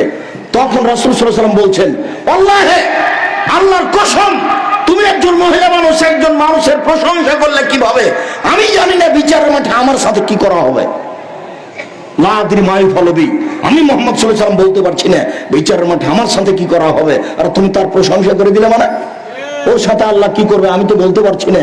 অথচ উনি একজন সাহাবী, আপনার পীরের চেয়ে কয়েক কোটি গুণ উপরে আছে। একজন সাহাবীর প্রশংসা করতে দিলেন না আল্লাহ নবী, যে আমার কি হয় সেটা আমি জানি না, আর আপনি ওই পীরের মাজারে গিয়ে সিজদা করলেন আর অনেক কিছু চাইলেন, হয়ে গেল। আপাতত সংক্ষিপ্ত শিরকের দুই একটা বাক্য শেষ করলাম। অনেক শিরক এদেশের মাটিতে আছে। তামার বালা, তামার আংটি, বালা, ঘড়ি জাতীয় বালা যদি এখন হাতে থাকে, অষ্টাধাতুর আংটি, তাহলে খুলে দিবেন। যদি রাখা অবস্থায় মারা যান তাহলে জাহান্নাম হবে, আর খুলে দিয়ে মারা গেলে জান্নাত হতে পারে, আশা করা যায়। কোন প্রকার আংটি, কোন প্রকার মাদুলি, কোন প্রকার বালা, কোন প্রকার তাবিজ নিয়ে সকাল করবেন না, এই বৈঠক থেকে দাঁড়াবেন না, আগে খুলে ফেলে দেন। যদি এখনই মরে যান জান্নাত হতে পারে ইনশাআল্লাহ। আপনি শিরক মুক্ত অবস্থায় মারা যাবেন। রাসূল সাল্লাল্লাহু আলাইহি ওয়াসাল্লাম বলছেন, ইনজাহা, বালা খুলে ফেলো, ওলাই মুত্তা, তুমি যদি মারা যাও, আলাইকা, এই বালা যদি তোমার হাতে থেকে যায়, মাফলাতা ইয়াউমাল কিয়ামা, তাহলে তুমি বিচারের মাঠে জান্নাত পাবা না, তোমার জন্য জাহান্নাম হবে। কোন প্রকার বালা মালা এগুলো সব রাখা হবে না, যাতে সুবিধা হয়, যাতে হাতের ব্যথা ভালো হয়। হাতের ব্যথা যদি অষ্টাধাতুর আংটিতে হয়, তো উনি লন্ডন থেকে ডাক্তারি পাস করে আসলেন, উনি কি কলা করবে? সবই যদি আপনার তাবিজ দিয়ে হবে, সবই যদি তাবিজ দেওয়া হয়, তো ডাক্তার এখন কি করবে? সম্মানিত দিনী ভাই বোন, মহিলাদের ব্যাপারে দুটো বাক্য বলে আমরা আগিয়ে যাচ্ছি। যে যেখানে আছেন দিনী মুসলিম বোন, একটু খেয়াল করবেন। এই মেয়ে, গল্প করছো কেন? তুমি একটা মেয়ে মানুষ, তুমি লজ্জাবোধ করো না? এখানে দিনের আলোচনা শুনতে এসে তুমি গল্প করো কি করে? তোমার গায়ে ফ্যাশন বোরকা কেন? এই মেয়ে, তোমার গায়ে ফ্যাশন বোরকা কেন? তোমার বাপ দেখে না? তোমার বাপের একটু লজ্জা হয় না? তোমার মা দেখে না? তোমার মায়ের একটু লজ্জা হয় না? তোমার একটু লজ্জা হয় না? তোমার গায়ে ফ্যাশন বোরকা কেন? তুমি নিজেকে মুসলিম মেয়ে মনে করলে এই বোরকা বাড়িতে গিয়ে আগুন দিয়ে জ্বালিয়ে দিবা। শোনো, কথা রক্ষা করো। ফ্যাশন বোরকা দিয়ে তুমি জান্নাত লাভ করতে পারো না, ভুল হিসাব। 3 শ্রেণীর নারী জান্নাতে যাবে, 3 শ্রেণীর মানুষ জান্নাতে যাবে না। 3 শ্রেণীর মানুষ জান্নাতে যাবে না। 3 শ্রেণীর মানুষ জান্নাতে যাবে না। এক, মধুমিনুল খামর, যারা নিয়মিত বিড়ি, তামাক, জর্দা, সিগারেট, গুল, নেশাদার দ্রব্য খায়, পান করে, তারা জান্নাতে যাবে না। এক, যারা নিয়মিত বিড়ি, তামাক, জর্দা, সিগারেট, গুল, নেশাদার দ্রব্য খায়, পান করে, তারা জান্নাতে যাবে না। ওখান থেকে পাশ থেকে হুজুর বলছেন, আপনি তো বক্তব্য দিচ্ছেন আব্দুর রাজ্জাক সাহেব, আপনাকে কিছু বলতে পারছি না, তো জর্দা যে হারাম তার প্রমাণ কি? তো আমিও বলছি যে প্রমাণ কি, তো একটু বলি তাহলে, যেহেতু আপনারা জানা আছে। আল্লাহ নবী বললেন, মাসকারা কাসিরুহু ফাকালিলুহু হারাম, যে জিনিস বেশি খেলে বিবেকের ক্ষতি হবে তার এক কণাও হারাম। তো আপনি একটু ½ কেজি জর্দা খান তো এখন দেখি। খবরদার, না বুঝে মুখ খুলবেন না, চুপ থাকবেন, এবারে লজ্জাটা ধীরে উঠে চলে যাবেন। আর মনে মনে বলবেন, আল্লাহ তুমি জর্দা ছেড়ার তৌফিক দান করো, আল্লাহ তুমি জর্দা ছেড়ে দেওয়ার তৌফিক দান করো। মুখ খুলবেন না কারোর সামনে, দেখাবেন না যে জর্দা মাকরু, মাকরু মানে খারাপ। আপনি খারাপ খান আর আমাদের ইমামতি করেন? আপনি খারাপ খেয়ে ইমামতি করেন কি করে? তওবা করেন যে আমি আর জর্দা খাবো না। সম্মানিত দিনী ভাই বোন, যারা বলেছে বিড়ি, তামাক, জর্দা, সিগারেট, গুল যে হারাম, মদ, তার প্রমাণ কোথায়? ও বুঝতে ভুল করেছে। মুহাম্মদ সাল্লাল্লাহু আলাইহি ওয়াসাল্লাম এমন একটা বাক্য বলে দিয়েছেন যে বাংলাদেশ, সৌদি আরব, কুয়েত, কাতার, আমেরিকা, লন্ডন, চীন, জাপান, সারা পৃথিবী জুড়ে চলবে। সেটা হলো এই, যে জিনিস বেশি খেলে বিবেকের ক্ষতি হয় তার কম হারাম। এটা রাসূলের বাক্য, এক বাক্য দিয়ে সারা পৃথিবীকে একবারে ডাবিয়ে দিয়েছে। সম্মানিত দিনী ভাই বোন, জরুরি কথা 2, রাজলাতু মিনান নিসায়ে, পুরুষের বেশধারী নারী জান্নাতে যাবে না।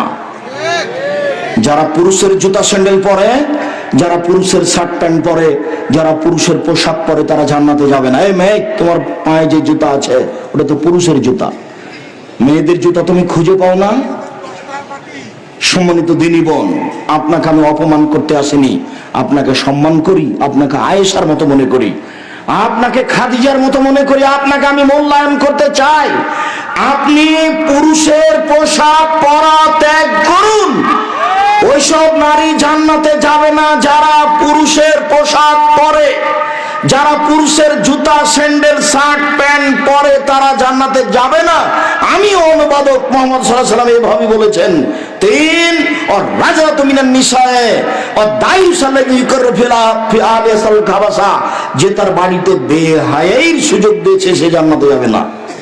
বাপ চলে গেছে তিনচিলায় লন্ডনে, বেটি ঢাকা বিশ্ববিদ্যালয়ে পড়ে, আর একজনের সাথে ঘুরে হুজুর জান্নাতে যাবে। তিন শ্রেণীর মানুষ জান্নাতে যাবে না। তার এক শ্রেণীর মানুষ হচ্ছে যার বাড়িতে বেহায়াই আছে, যার স্ত্রী ইসলামী পোশাক পরে রাস্তাঘাটে বের হয় না, যার মেয়ে ইসলামী পোশাক পরে রাস্তাঘাটে চলে না, সেই দায়ুস, তাকে জাহান্নামে যেতে হবে। হজ করলেও, তাহাজ্জুদ পড়লেও, চিল্লা দিলেও কোনো পথ নেই, বিচার বিচার। আর যেদিন বিচার হবে সেদিন কেউ কথা বলতে পারবে না। আল ইয়াওমা লা তামলিকু নাফসুন লিনাফসিন শাইআ ওয়াল আমরু ইয়াওমাইযিন লিল্লাহ। আজ কোন মানুষের কোনো উপকার করতে পারবে না, একচ্ছত্র মালিকানা আমার হাতে থাকবে। আইনাল জব্বার আইনাল মুতাকাব্বির। আজ কিয়ামতের মাঠে স্বৈরাচারী, স্বেচ্ছাচারী, অহংকারী, বদ মেজাজের কোথায়? আনা মালিকুল আমলাক, আমি হচ্ছি রাজাধিরাজ। এই বাক্যগুলি ঘোষণা দিয়ে বিচার শুরু হবে। আপনি বিচারের মাঠকে সাধারণ মনে করিয়েন না। একটু কবরের শাস্তিটা, বক্তব্যটা একটু শুনে দেখেন। কবর যত কঠিন, কিয়ামত তার চেয়ে অনেক বেশি কঠিন। কিয়ামত যত কঠিন, জাহান্নাম তার চেয়ে অনেক অনেক অনেক বেশি কঠিন। কি দিয়ে বুঝায় আপনাকে আমি কিয়ামত কত কঠিন? সম্মানিত দিনী ভাই বোন, সম্মানিত বোন, আপনার জন্য জরুরি কয়েকটা কথা খোলা। এক, 5 ওয়াক্ত সালাত আদায় করবেন। 2, রমজান মাসের সিয়াম পালন করবেন। 3, স্বামীকে মেনে চলবেন, তিতা লাগলেও মিঠা লাগলেও। বুঝে নিলাম আপনার স্বামীর মুখ খুব খারাপ, যখন তখন আপনাকে অকথ্য ভাষায় গালি দেয়। এইভাবে কষ্ট করে সংসার করতে করতে 3-4টা বাচ্চা হয়ে গেছে, কেন আপনি তার সাথে 2 মাস 3 মাস থেকে কথা বলছেন না? এটা ঠিক নয়।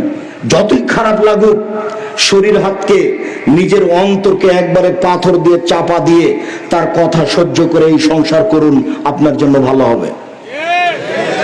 আপনি প্রতিবাদ করেন না, এটা আপনার জন্য ভালো হবে। স্বামীর সাথে কথা বন্ধ করেন, এটা আপনার জন্য ভালো হবে। আপনার স্বামী 1 গ্লাস পানি চাইলো, খুব গালি দিয়েছে, সেই জন্য 1 গ্লাস পানি নিয়ে গিয়ে সামনে ঠ্যাকপোস করে রেখে দিয়েছেন, এভাবে মুখখান করে। এটা ঠিক হবে না, এটা ঠিক নয়। যদি শেষ পর্যন্ত দেখেন যে এর সাথে চলা যাবে না, বাদ দেন। আপনি খোলাক তালাক করতে পারেন, কোনো সমস্যা নেই। আপনার স্বামী যত বড় চাকরিজীবী হোক, যতই সুন্দর হোক না কেন, আপনাকে ভালো লাগে না, আপনি খোলা তালাক দিয়ে দেন, হাদিস সহিহ। কিন্তু সংসার করলে তাকে মেনেই চলতে হবে, এই কষ্ট মেনে নিয়েই চলতে হবে। আপনি আমার দিনী বোন, যে কোনো মূল্যে তার সাথে কথা বলা বহাল রেখে, তার প্রতিবাদ না করে, তার সবকিছু সহ্য করে মেনে নিয়ে সংসার করার জন্য আমি আব্দুর রাজ্জাক বিন ইউসুফ আমার পক্ষ থেকে আপনার দিনী ভাই হিসাবে আমি আপনাকে অনুরোধ করলাম। আপনি আপনার স্বামীর সাথে কথা বলে জীবিকা নির্বাহ করেন, জান্নাত খোলা আছে। 4, জেনায় লিপ্ত হবেন না। যদি জেনা ঘটে গিয়ে থাকে তাহলে তওবা করেন, ইনশাআল্লাহ যে পাপ হয়ে গেছে ওটা নেকিতে পূর্ণ হয়ে যাবে। আর আজ থেকে যদি আপনারা জেনা বন্ধ করতে পারেন, অশ্লীল কাজ বন্ধ করতে পারেন, তাহলে আপনার জন্য জান্নাতুল মাওয়া, ওটা আল্লাহ ঘোষণা দিয়েছেন। আল্লাহ বলেছেন, অনাহান নাফসা আনিল হাওয়া ফাইনাল জান্নাতে হিয়াল মাওয়া। পৃথিবীর মানুষ শুনে রেখো, যারা অশ্লীল কাজকে বন্ধ করতে পারবে, আমি আল্লাহ তাদেরকে জান্নাতুল মাওয়া দিয়ে দিলাম। এটা আল্লাহর ঘোষণা। আপনি যদি আজ থেকে অশ্লীল কাজ বন্ধ করতে পারেন, তাহলে আপনার জন্য জান্নাতুল মাওয়া রেডি হয়ে আছে। এই যুবক, তোমাকে আমি বহুদিন বলেছি তুমি মোবাইলে প্রেমের গল্প করো না। দেখো তোমার ভুল হচ্ছে, দেখো ভুল হচ্ছে, তোমার বংশ অপমান হবে, তোমার বাপ অপমান হবে, তুমি অপমান হবে, তুমি ধ্বংস হয়ে যাবা। মহিলা মানুষ হচ্ছে পুরুষকে ধ্বংস করার মাধ্যম, এ কথা রাসূল সাল্লাল্লাহু আলাইহি ওয়াসাল্লাম বলেছেন। দেখো আর তুমি জীবনে তার সাথে কথা বলো না, ইনশাআল্লাহ তোমার ফল ভালো হবে। সম্মানিত দিনী বোন, আপনি 4টা কাজ করেন, জান্নাতের সব দরজা খোলা। আর 3টে আল্লাহ রাসূল বলছেন, শহীদ নবীগণ জান্নাতে যাবেন, শহীদ জান্নাতে যাবে, সত্যবাদী জান্নাতে যাবে, মহিলারা জান্নাতে যাবে। সিরিয়াল আপনি 4 নম্বরে আছে। তবে আপনার ব্যাপারে একটা কথা আছে, স্বামীর সাথে কথা বললে হাসি মুখে বলে, 1। 2, স্বামী আদেশ করলে পালন করে।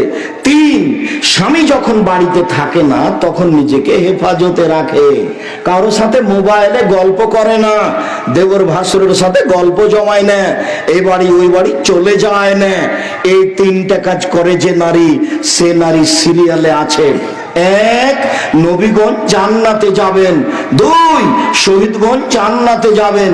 3, সত্যবাদীরা জান্নাতে যাবে। 4, মহিলারা জান্নাতে যাবে। মহিলারা কারা? যাদের 3টা গুণ আছে। 1, স্বামীর সাথে কথা বললে হাসি মুখে বলে। 2, স্বামী আদেশ করলে পালন করে। 3, স্বামী যখন বাড়িতে থাকে না তখন নিজেকে গুটিয়ে হেফাজতে রাখে। তাই তো মুহাম্মদ সাল্লাল্লাহু আলাইহি ওয়াসাল্লাম বলছেন, 4টা জিনিস আছে যার সুখময় জীবন তার, 4টা জিনিস আছে যার সুখময় জীবন তার, 4টা জিনিস আছে যার সুখময় জীবন তার।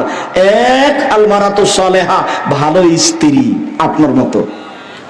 2, আল জারুস সালেহ, ভালো প্রতিবেশী। প্রতিবেশী ভালো না হলে টিকা যায় না। আপনার ছেলে ভাত খাওয়ার পরে প্লেটে পানি ছিল, এভাবে চালিয়ে দিয়েছে, পানিটা গিয়ে প্রতিবেশীর দেওয়ালে লেগে গেছে, এই যে লেগে গেল।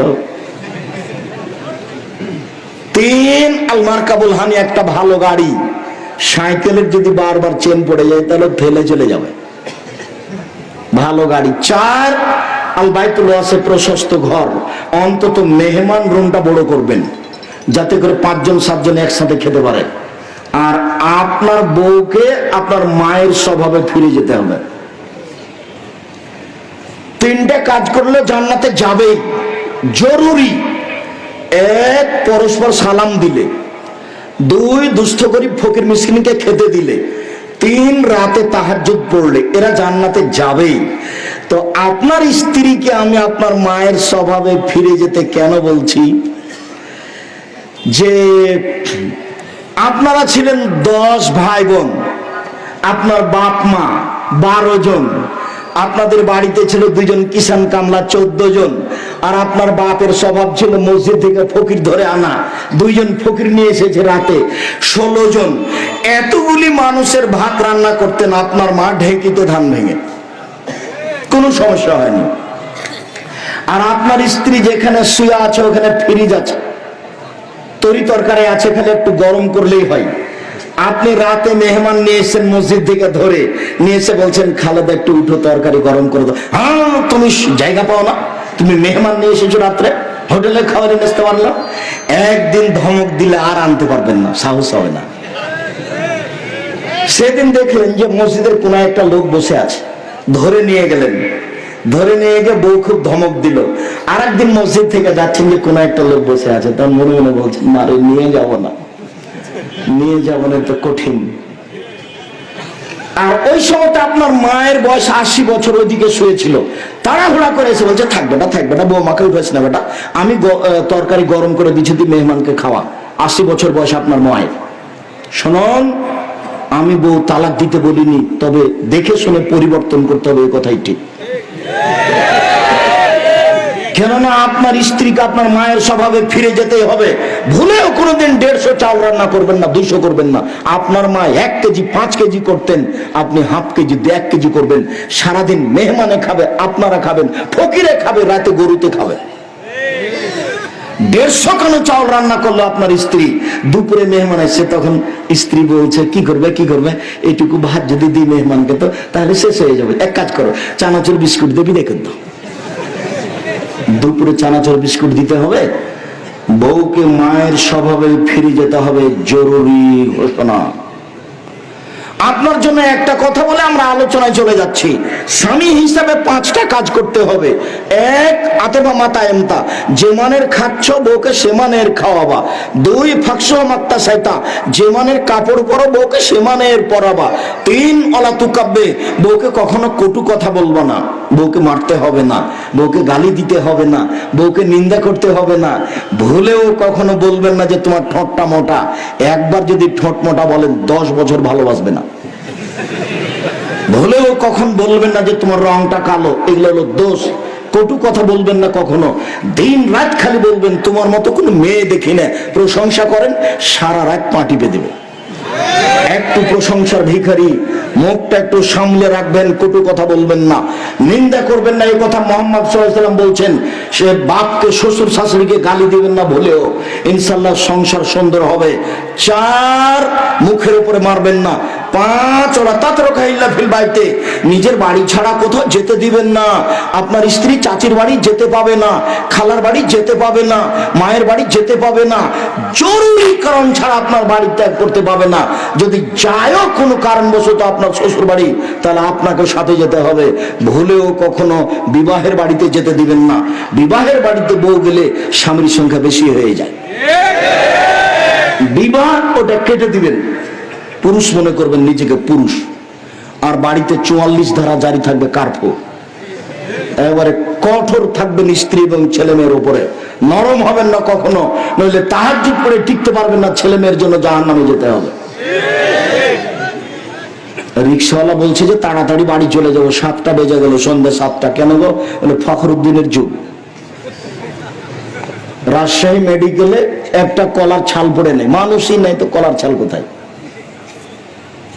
তো একটা লোক দেশের উপরে এভাবে ক্ষমতা প্রয়োগ করে, আর বাড়িতে একটা বউ আছে আর 3টা ছেলে আছে, তাই ক্ষমতা প্রয়োগ করতে পারেন না? কাপুরুষ নাকি?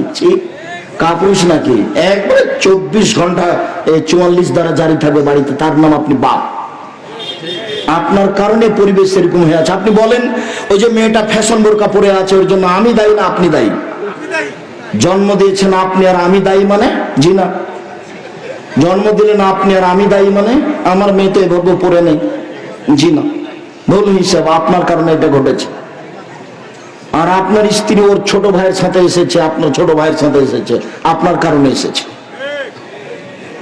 আপনি কাপুরুষ, আপনার ভিতরে কোনো পুরুষত্ব বলে কোনো জিনিসই নাই, আপনার গায়ে একটুকু রক্ত নাই, সব পুজ।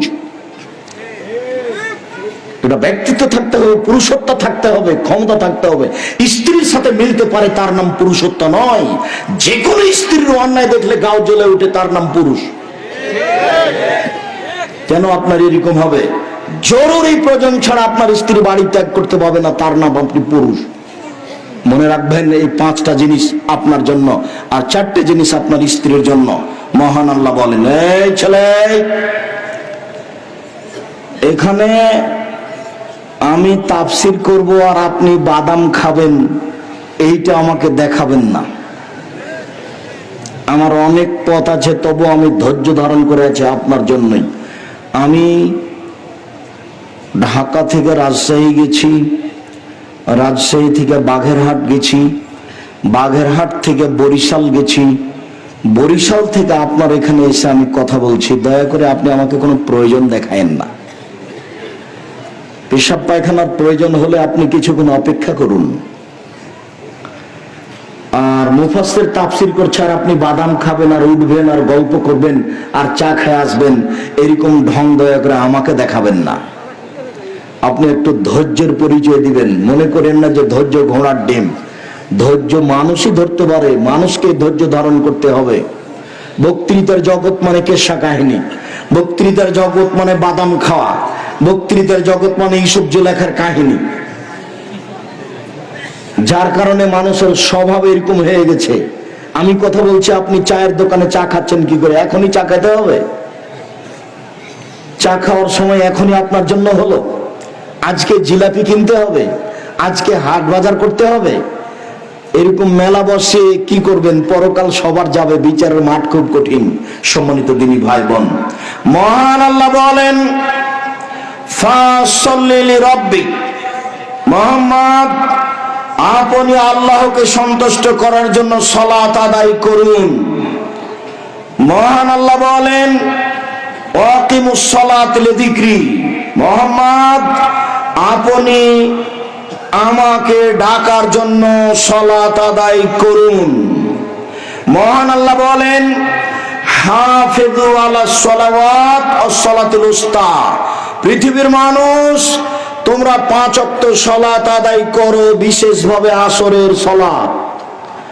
আমি নামাজ বলি না, সালাত বলি। নামাজ ফার্সিতে অনুবাদ করা আছে, আর নামের কোনোদিন পরিবর্তন হয় না। নামাজ বলতে হবে না, বলতে হবে সালাত। রোজা বলতে হবে না, বলতে হবে সিয়াম। দোজক বলতে হবে না, বলতে হবে জাহান্নাম। বেহেশত বলতে হবে না, বলতে হবে জান্নাত। শুনুন, খোদা বলতে হবে না, বলতে হবে আল্লাহ। আল্লাহ শব্দ কোরআনেও আছে, হাদিসেও আছে। খোদা শব্দ কোরআনেও নেই, হাদিসেও নেই। জান্নাত শব্দ হাদিসেও আছে, কোরআনেও আছে। বেহেশত শব্দ কোরআনেও নেই, হাদিসেও নেই। জাহান্নাম শব্দ কোরআনেও আছে, হাদিসেও আছে। দোজক শব্দ কোরআনেও নেই, হাদিসেও নেই। সিয়াম শব্দ কোরআনেও আছে, হাদিসেও আছে। রোজা শব্দ কোরআনে নয়, হাদিসেও নেই। সালাত শব্দ কোরআনেও আছে, হাদিসেও আছে। নামাজ শব্দ কোরআনে নয়, হাদিসে নেই। এমনিতেই চলছে গায়ের জোরে, হুজুর চালাচ্ছেন, আর নামের পরিবর্তন হয় না। একে বলা হয় নাউন, নাম। কোরআন মাজিদ বাংলাতে কোরআন, উর্দুতে কোরআন, ইংরেজিতে কোরআন। নামের পরিবর্তন হয় না। তো নামের পরিবর্তন হলো কি করে? ওই যে বেদাতিরা, মুশরিকরা ইরানে পরিবর্তন করেছে। ওই ইরান থেকে ঘুরতে ঘুরতে পাক ভারতে এসেছে। তো যারা ইসলাম ধর্ম নিয়ে এসেছেন তারা তরিকাপন্থী, তারা চিশতি, যার কারণে নাম পরিবর্তন হয়ে আছে।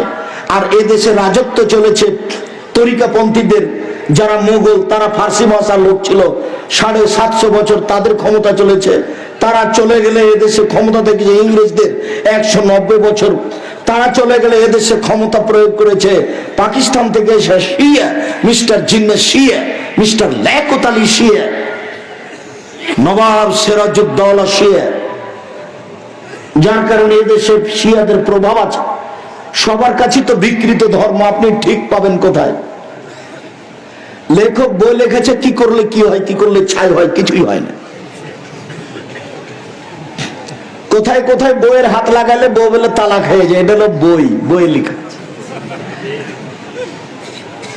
কেমন যে ধর্ম হয়ে গেল দুনিয়াতে হুজুরের জন্য। আজকে যদি আপনি মিথ্যা বক্তব্য নোট করেন হুজুরের, তাহলে জাল হাদিস হবে কয়েক লক্ষ।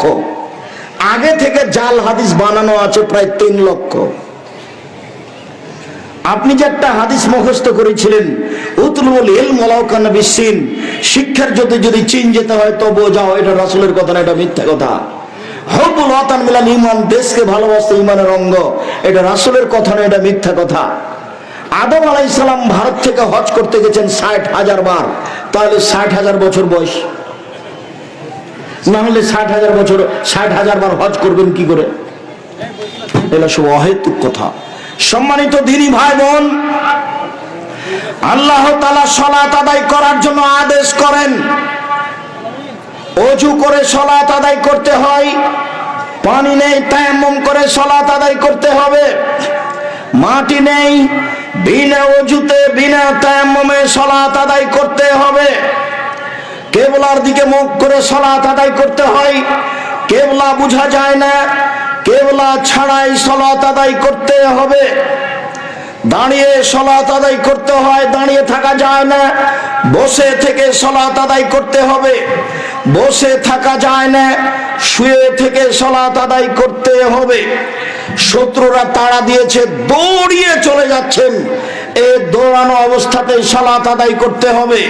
গাড়িতে উঠে আছেন, শিকল ধরে আছেন, মানুষে ভিড়ে ঠেলে ঠেল মানে না, এই সময় সালাত আদায় করতে হবে। পরিষ্কার কাপড় পরে সালাত আদায় করতে হয়। পরিষ্কার কাপড় নেই, যেই কাপড়ে পেশাব পায়খানা লেগে আছে ওই কাপড় পরেই সালাত আদায় করতে হবে।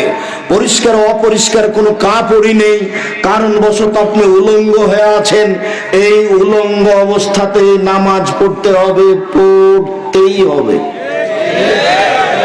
তাই আমি বলেছি, আফগানিস্তানে, ইরাকে, মুসলিম দেশে মার্কিন সৈন্য ঢোকে, মুসলিম মহিলাদেরকে উলঙ্গ করে তাদের চোখের সামনে হাঁটতে বলে।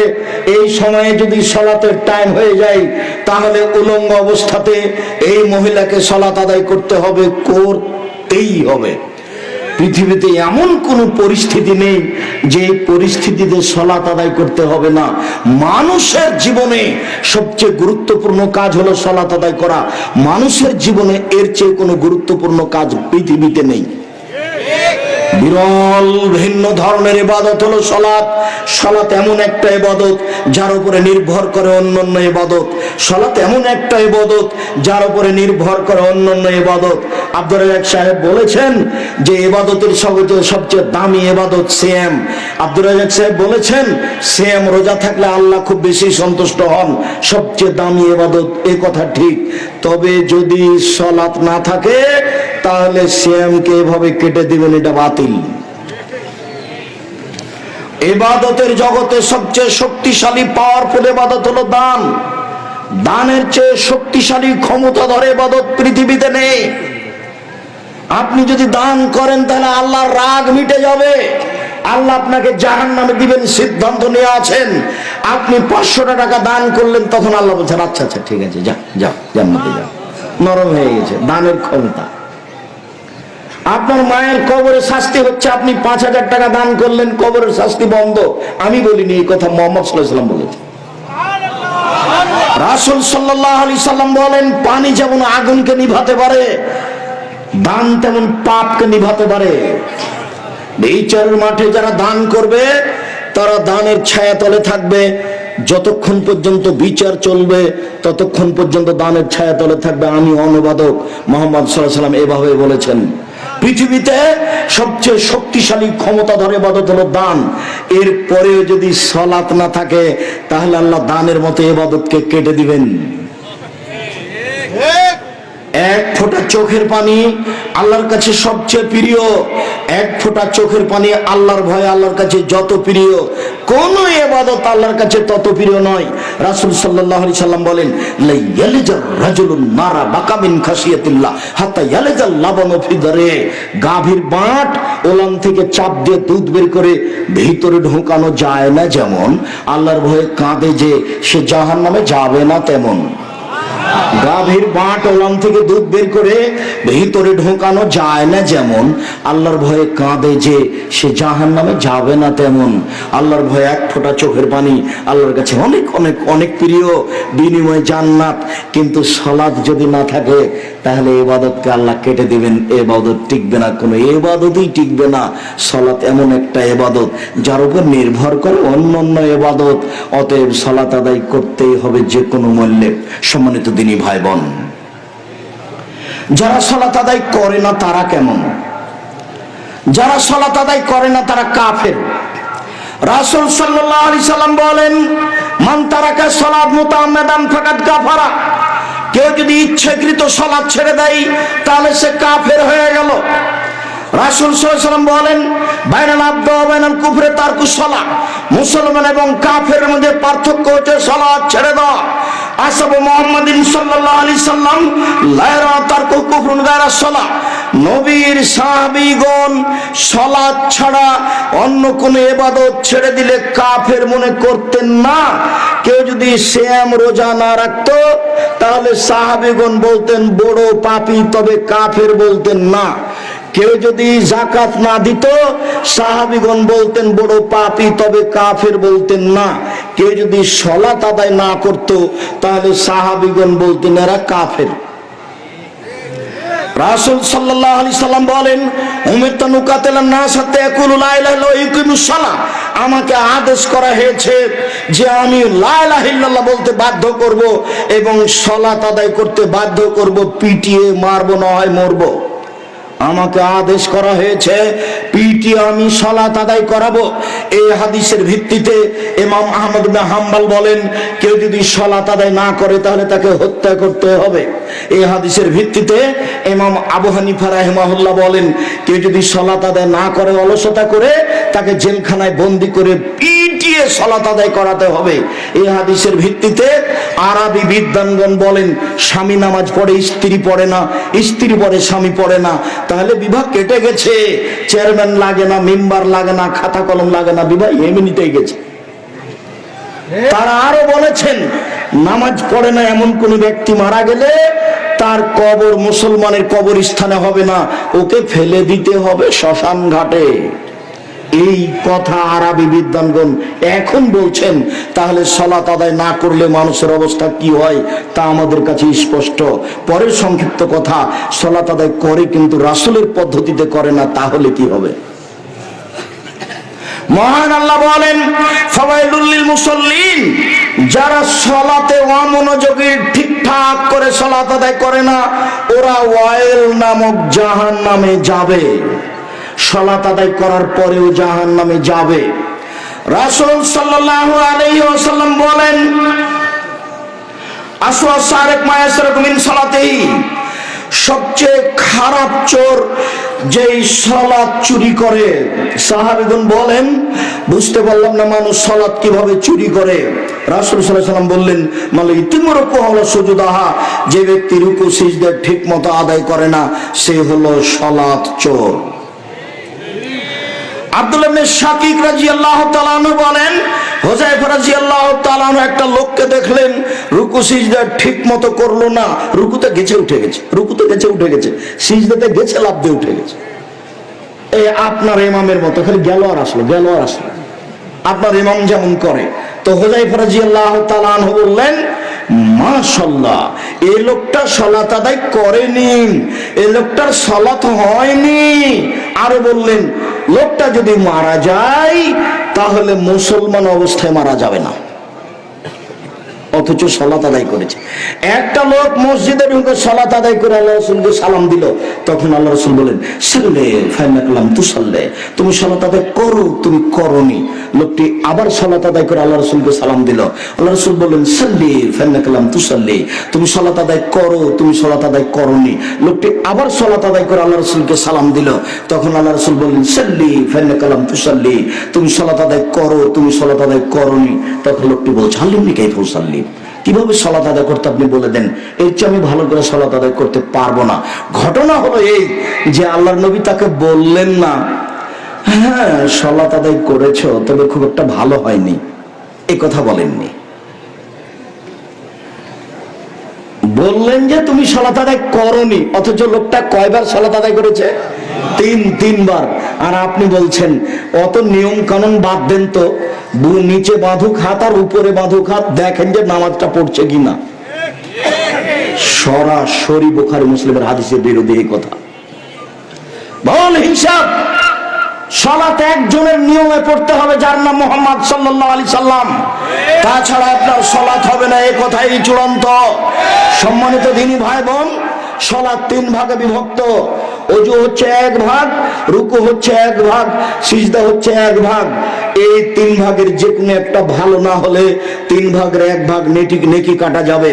2টা ভালো না হলে 3 ভাগের 2 ভাগ নেকি কাটা যাবে। 3টাই যদি ঠিক না হয় তাহলে সব নেকি কাটা যাবে, 1 নেকিও হবে না। রাসূল সাল্লাল্লাহু আলাইহি ওয়াসাল্লাম বলেন, যে ব্যক্তি ঠিক মতো সালাত আদায় করে না ও বিচারের মাঠে ফেরাউনের সাথে থাকবে। পৃথিবীতে সবচেয়ে বদ খারাপ মানুষ হলো ফেরাউন। অনেকে আল্লাহ দাবি করেছে, তবে ফেরাউনের মতো কেউ দাবি করেনি। Charles Darwin, Hegel, Lenin, Karl Marx, Engels, Abraha, আবুল আহাব, আবু জাহাল, দাকেনুস, ডিকেটিস, সক্রেটিস, নমরুদ, ফেরাউন, সাদ্দাদ, কারুন, অনেকেই আল্লাহ বলে দাবি করেছে, তবে ফেরাউনের মতো নোংরা দাবি কেউ করেনি। ফেরাউনই বলেছে, আনা রব্বুকুম আলা, আমি হচ্ছি তোমাদের সবচেয়ে বড় প্রতিপালক। ফেরাউনই বলেছে, লাইনিত্তাখাস্তা ইলাহান গায়রি লাজালান্নাকা মিনাল মাসজুনিন, মূসা আমাকে বাদ দিয়ে অন্য কাউকে আল্লাহ বললে আমি তোমাকে জেলখানায় বন্দী করে দিব। ফেরাউনই বলেছে মালাম তো লাকুম মিন ইলাহিন গায়রি, মুসা আমি ব্যতীত তোমাদের আর কোন আল্লাহ আছে এ কথা আমি জানি না। যখন ওই মিশর জাদুঘরে ঢুকলাম তখন আর একজন সাথে আছে মাহমুদ, ঘুরছি আমি বলছি মাহমুদ এগুলো দেখে হবে না, ফেরাউন কোথায় আছে সেখানে চলো। তো বোঝা গেল যে 100 পাউন্ড টিকিট করে ভিতরে ঢোকা হয়েছে, ফেরাউনকে দেখার জন্য আরো 150 পাউন্ড লাগবে। তো সেটাই করে ভিতরে গেলাম, দেখি 12টা লাশ, পরে 19-20 সবই একটু পার্থক্য, আমি তেমন 19-20 বুঝতে পারি না।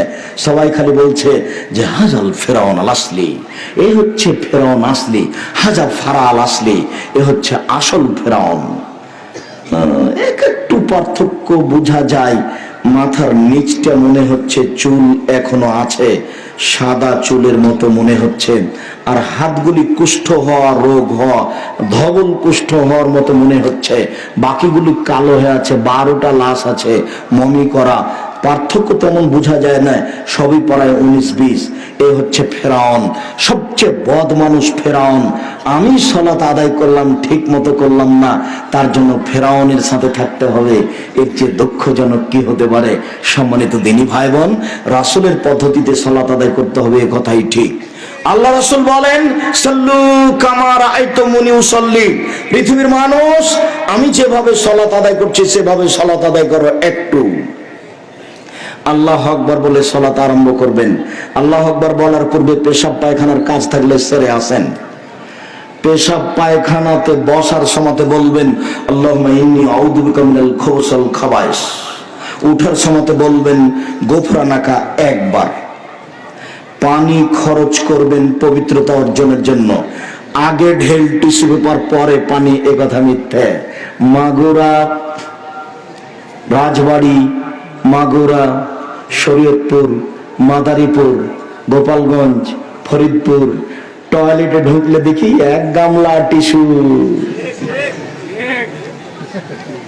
আগে ঢেল টিস্যু পেপার, তারপরে পানি। আমি আব্দুর রাজ্জাক বিন ইউসুফ সাধারণ খাদেম, আমি আমার জীবদ্দশায় কোনোদিন প্রমাণ করতে পারিনি। আপনি যদি প্রমাণ করতে পারেন তাহলে দেখেন, যেটা দিয়ে প্রমাণ করবেন সেটা মানুষের বানানো হাদিস। পানি দিয়ে পবিত্রতা অর্জন করতে হবে। পায়খানা হাতে লেগে গেছে, তাই তো নবী মাটিতে মাজতে বললেন, আপনি সাবান দিয়ে মাজবেন। যদি এমনি ধুয়ে নেন ভালো করে, যদি কিছু দেখা না যায় তবু বুঝতে হবে জীবাণু আছে। মাটি দিয়ে বা সাবান দিয়ে মেজে নিতে হবে, তাহলে হাতটা পবিত্র হবে। পানি নেই তখন ঢেল দিয়ে শুভবার, এটাই ঠিক। আবার ঢেল নিয়ে 40 কদম হাঁটতে হবে, এটা নোংরামি। খক খক করে কাশতে হবে, এটা বেহায়াই। পায়ের উপরে পা উঠাতে হবে, এটা নোংরামি। আচ্ছা আপনি না হয় করলেন, আপনার বউ? ধর্ম কি পাগল হয়ে গেছে? আপনি আমার কথায় কষ্ট নিয়েন না, শরীর তো এরকম নয়। যে আপনাকে বলেছে সে আপনাকে বিপদে ফেলেছে। পেশাব পায়খানা শেষ হয়ে গেছে, পানি খরচ করে পবিত্রতা অর্জন করে নেন, হাত মাজে নেন। আপনার এরপরে যদি পেশাব চলে আসে কোনো সমস্যা নেই। অজু যখন করবেন, অজু শেষে একটু হাতে পানি নিয়ে লজ্জাস্থান সামনাসামনি কাপড়ের উপরে ছিটিয়ে দিবেন। সম্মানিত দিনী ভাই বোন, এইদিকে দেখেন, এই চলে অজু শেষে তুমি হাতে পানি নিয়ে লজ্জাস্থান সামনাসামনি ছিটিয়ে দিবা, বাস পবিত্র হয়ে গেছে। আর তুমি যে মনে করছো 40 কদম, 3 ঘন্টা পরে তুমি যদি ঢেল টিস্যু পেপার ফেলো তবু মনে হবে যে পেশাব আসলো। তুমি বেকারেই পড়েছ, ধর্মকে তুমি বিপাকে ফেলেছ। ধর্ম বিপাকে পড়েনি, তুমি বিপদে পড়েছ। তুমি আর কোনোদিন পবিত্র হতে পারবে না। সহজ পথ অবলম্বন করো, পানি দিয়ে পবিত্রতা অর্জন করো, বাস কাহিনী শেষ। যদি পেশাব মনে হয়, পানি ওযু শেষে পানি ছিটিয়ে দেবো, পবিত্র হয়ে যাব। এই কথা মুহাম্মদ সাল্লাল্লাহু আলাইহি সাল্লাম বলেন। কত সহজ পথ। আল্লাহু আকবার বলে সালাত আরম্ভ করবেন, এইভাবে করবেন না। যারা আপনারা দিনী বোন দেখতে পাচ্ছেন না তারা কণ্ঠের দিকে খেয়াল করবেন। যারা আপনারা দাঁড়িয়ে আছেন দেখতে পাচ্ছেন না, আমি তো এখন আপনাদেরকে বলতে পারি না, জায়গার ব্যবস্থা তারা করতে পারবে না। অতএব আমার কণ্ঠের দিকে লক্ষ্য করেন। আল্লাহু আকবার বলার সময়তে থুতনির কাছে নিয়ে আসবেন না, আল্লাহু আকবার এরকম করবেন না। আল্লাহু আকবার এরকম করবেন না। আল্লাহু আকবার এরকম করবেন না, কাঁধ সামনাসামনি, আল্লাহু আকবার, এই যে কাঁধ সামনাসামনি বা কানের লতি সামনাসামনি, আল্লাহু আকবার একটু উঁচু, হাতের আঙ্গুলগুলি জমা জমা থাকবে, হাতের তালু কেবলামুখী থাকবে, কাঁধ সামনাসামনি থাকবে, থুতির নিচে নিয়ে আসবেন না, আল্লাহু আকবার, কান ধরবেন না, আল্লাহু আকবার এরকম করবেন না, কানের লতিতে ঠেকাবেন না, আল্লাহু আকবার। ডান হাত বাম হাতের কবজির উপরে রাখেন, তারপর বুকের উপরে রাখেন। হাদিস 3টি সহিহ, 4টি সহিহ নাভির নিচে রাখেন, 3টি জয়ীফ হাদিস। কিভাবে আমল করবেন সেটা আপনার ব্যাপার। এবার বুকে হাত বেঁধে আপনি বলুন, আল্লাহুম্মা বা'id বাইনি ওয়া বাইনা খাতায়ায়া কামা বা'adta বাইনাল মাশরিক ওয়াল মাগরিব, আল্লাহুম্মা নাক্কিনি মিনাল খাতায়া কামা ইয়ানক্কা সাবুল আবিজ মিনাদ দানাস, আল্লাহুম্মা আগসিল খাতায়ায়া বিল মাই ওয়াস সালজি ওয়াল বারাদ। হে আল্লাহ, তুমি আমাকে আর আমার পাপকে অত দূরত্বে করো, পূর্ব পশ্চিমকে তুমি যত দূরত্বে করেছো, আল্লাহ তুমি আমার পাপকে ধুয়ে পরিষ্কার করে দাও, যেমন ভাবে সাদা কাপড়কে ময়লা থেকে ধুয়ে পরিষ্কার করা হয়। আল্লাহ তুমি আমার পাপকে বরফ দিয়ে ধুয়ে দাও, তুমি আমার পাপকে তুষার দিয়ে ধুয়ে দাও। এই কথা বলার পর আপনি বলুন, আউযু বিল্লাহি মিনাশ শাইতানির রাজিম, বিসমিল্লাহির রহমানির রহিম। মারদুদ বিতাড়িত শয়তান থেকে বাঁচতে চাচ্ছি আল্লাহর নিকটে, পরম দাতা দয়ালুর নামে আরম্ভ করছি। আলহামদুলিল্লাহ রাব্বিল আলামিন, বিশ্ব জগতের প্রতিপালকের প্রশংসা। আর রহমানের রাহিম, তিনি হচ্ছেন পরম দাতা দয়ালু। মালিকে ইয়াউমিদ্দিন, তিনি হচ্ছেন বিচার দিনের মালিক। ইয়াকা না'বুদু, একমাত্র তোমার ইবাদত করি। ওয়া ইয়াকা নাস্তাঈন, একমাত্র তোমার কাছে সাহায্য চাই। ইহদিনাস সিরাতাল মুস্তাকিম, তুমি আমাকে সোজা পথ দেখাও। সিরাতাল লাযিনা আনআমতা আলাইহিম, ওই পথ তুমি দেখাবে যাদের প্রতি দয়া করেছো, যাদের ভালোবেসেছো। গায়রিল মাগদুবি আলাইহিম ওয়ালাদ দাল্লিন, ওদের পথ দেখায় না যাদের প্রতি তুমি রাগ করেছো, যারা পথ ভ্রান্ত পথে গেছে তাদের পথ দেখায় না। আমিন। দীর্ঘ সময় ধরে তোমার দরবারে যে প্রার্থনা করলাম সেটা তুমি কবুল করো। দুয়ার জগতে সবচেয়ে দামি দোয়া, দুয়ার জগতে সূরা ফাতিহার চেয়ে দামি দোয়া পৃথিবীতে নেই। পৃথিবীতে বিরল, ব্যতিক্রম, ভিন্ন ধরনের দোয়া হচ্ছে সূরা ফাতিহা। দোয়া করলে আগে প্রশংসা করতে হয়, তাহলে দোয়া কবুল হয়। তাই তো একটা লোক আল্লাহ রাসূলের সামনে দোয়া করলো, এইভাবে বলে, কি বলে? আল্লাহুম্মা ইন্নী আসআলুকা বিআন্নাকা আনতাল্লাহ লা ইলাহা ইল্লা আনতা আল-আহাদুস সামাদুল্লাযী লাম ইয়ালিদ ওয়া লাম ইউলাদ ওয়া লাম ইয়াকুল লাহু কুফুয়ান আহাদ। আমি তোমার কাছে সাহায্য চাচ্ছি এই জন্য যে তুমি আল্লাহ, তুমি ছাড়া কোনো মাবুদ নেই, তুমি একক, তুমি নিরপেক্ষ মুকাফিকিন। লাম ইয়ালিদ, তুমি কাউকে জন্ম দেননি। আলাম ইউলাদ, তুমি কারো থেকে জন্ম নেওনি। আলাম ইয়াকুল লাহু কুফুয়ান আহাদ, তোমার সমকক্ষ কেউ নেই। এইটা বলে যখন লোকটা দোয়া করলো, তখন আল্লাহ রাসূল বলছেন, দা বিসমিল আযম। লোকটা ইসমে আজম দিয়ে দোয়া করেছে, লোকটা ইসমে আজম দিয়ে দোয়া করেছে। এই ইসমে আজম দিয়ে দোয়া করলে যা বলে সেটা দিয়ে দেওয়া হয়, যা চায় সেটা মেনে নেওয়া হয়, যা চায় সেটা দিয়ে দেওয়া হয়, যে কথা বলে সেটা মেনে নেওয়া হয়। ইসমে আজম দিয়ে দোয়া করলে যা চায় তা দিয়ে দেওয়া হয়, যেটা বলা হয় সেটা মেনে নেওয়া হয়। কেন? এখানে আল্লাহর প্রশংসা আছে। প্রশংসা হলে খুব খুশি, আলহামদুলিল্লাহ, খুব খুশি, খালি প্রশংসা প্রিয়, প্রশংসা করেন খুব খুশি। আফজালুল যিকরে, আফজালুদ দোয়া আলহামদুলিল্লাহ, সবচেয়ে দামি দোয়া হলো আলহামদুলিল্লাহ। দেখেছেন, সবচেয়ে দামি দোয়া কি? আলহামদুলিল্লাহ। কেন এত দামি? অপ্রশংসা হয়ে জন্য। সূরা ইখলাস 3 বার পড়লে কোরআন মাজিদ পড়ার সমান নেকি হয়। কেন?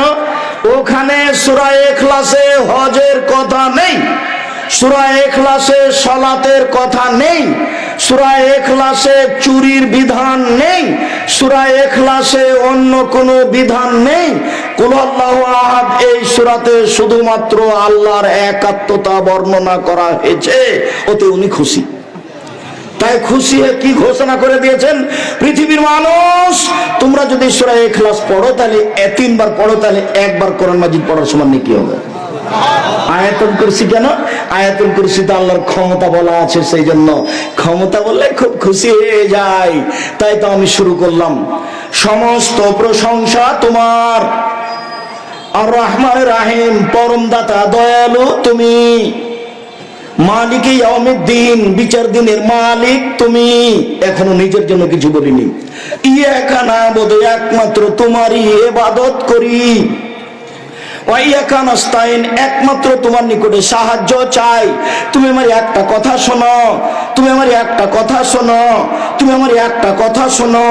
ইহদিনাস সিরাতাল মুস্তাকিম, তুমি আমাকে সোজা পথ দেখাও, সরল পথ দেখাও। ওরা বলে এই পথে আসো, ওরা বলে এই পথে আসো, ওরা বলে দেওয়ানবাগি করো, ওরা বলে ফুরফুরা শরীফ, ওরা বলে আরো কিছু, ওরা বলে আটরসি, ওরা বলে মাঝ ভান্ডারে। আমি কোন পথে যাই? তুমি আমাকে সোজা পথ দেখাও। তুমি আমার একটা কথা শোনো, সমস্ত প্রশংসা তোমার, পরম দাতা দয়ালু তুমি, বিচার দিনের মালিক তুমি। একমাত্র তোমারই ইবাদত করি, একমাত্র তোমার কাছে সাহায্য চাই। তুমি আমার একটা কথা শোনো, তুমি আমার একটা কথা শোনো, তুমি আমার একটা কথা শোনো। ইহদিনাস সিরাতাল মুস্তাকিম, তুমি আমাকে সোজা পথ দেখাও। গায়রিল মাগদুবি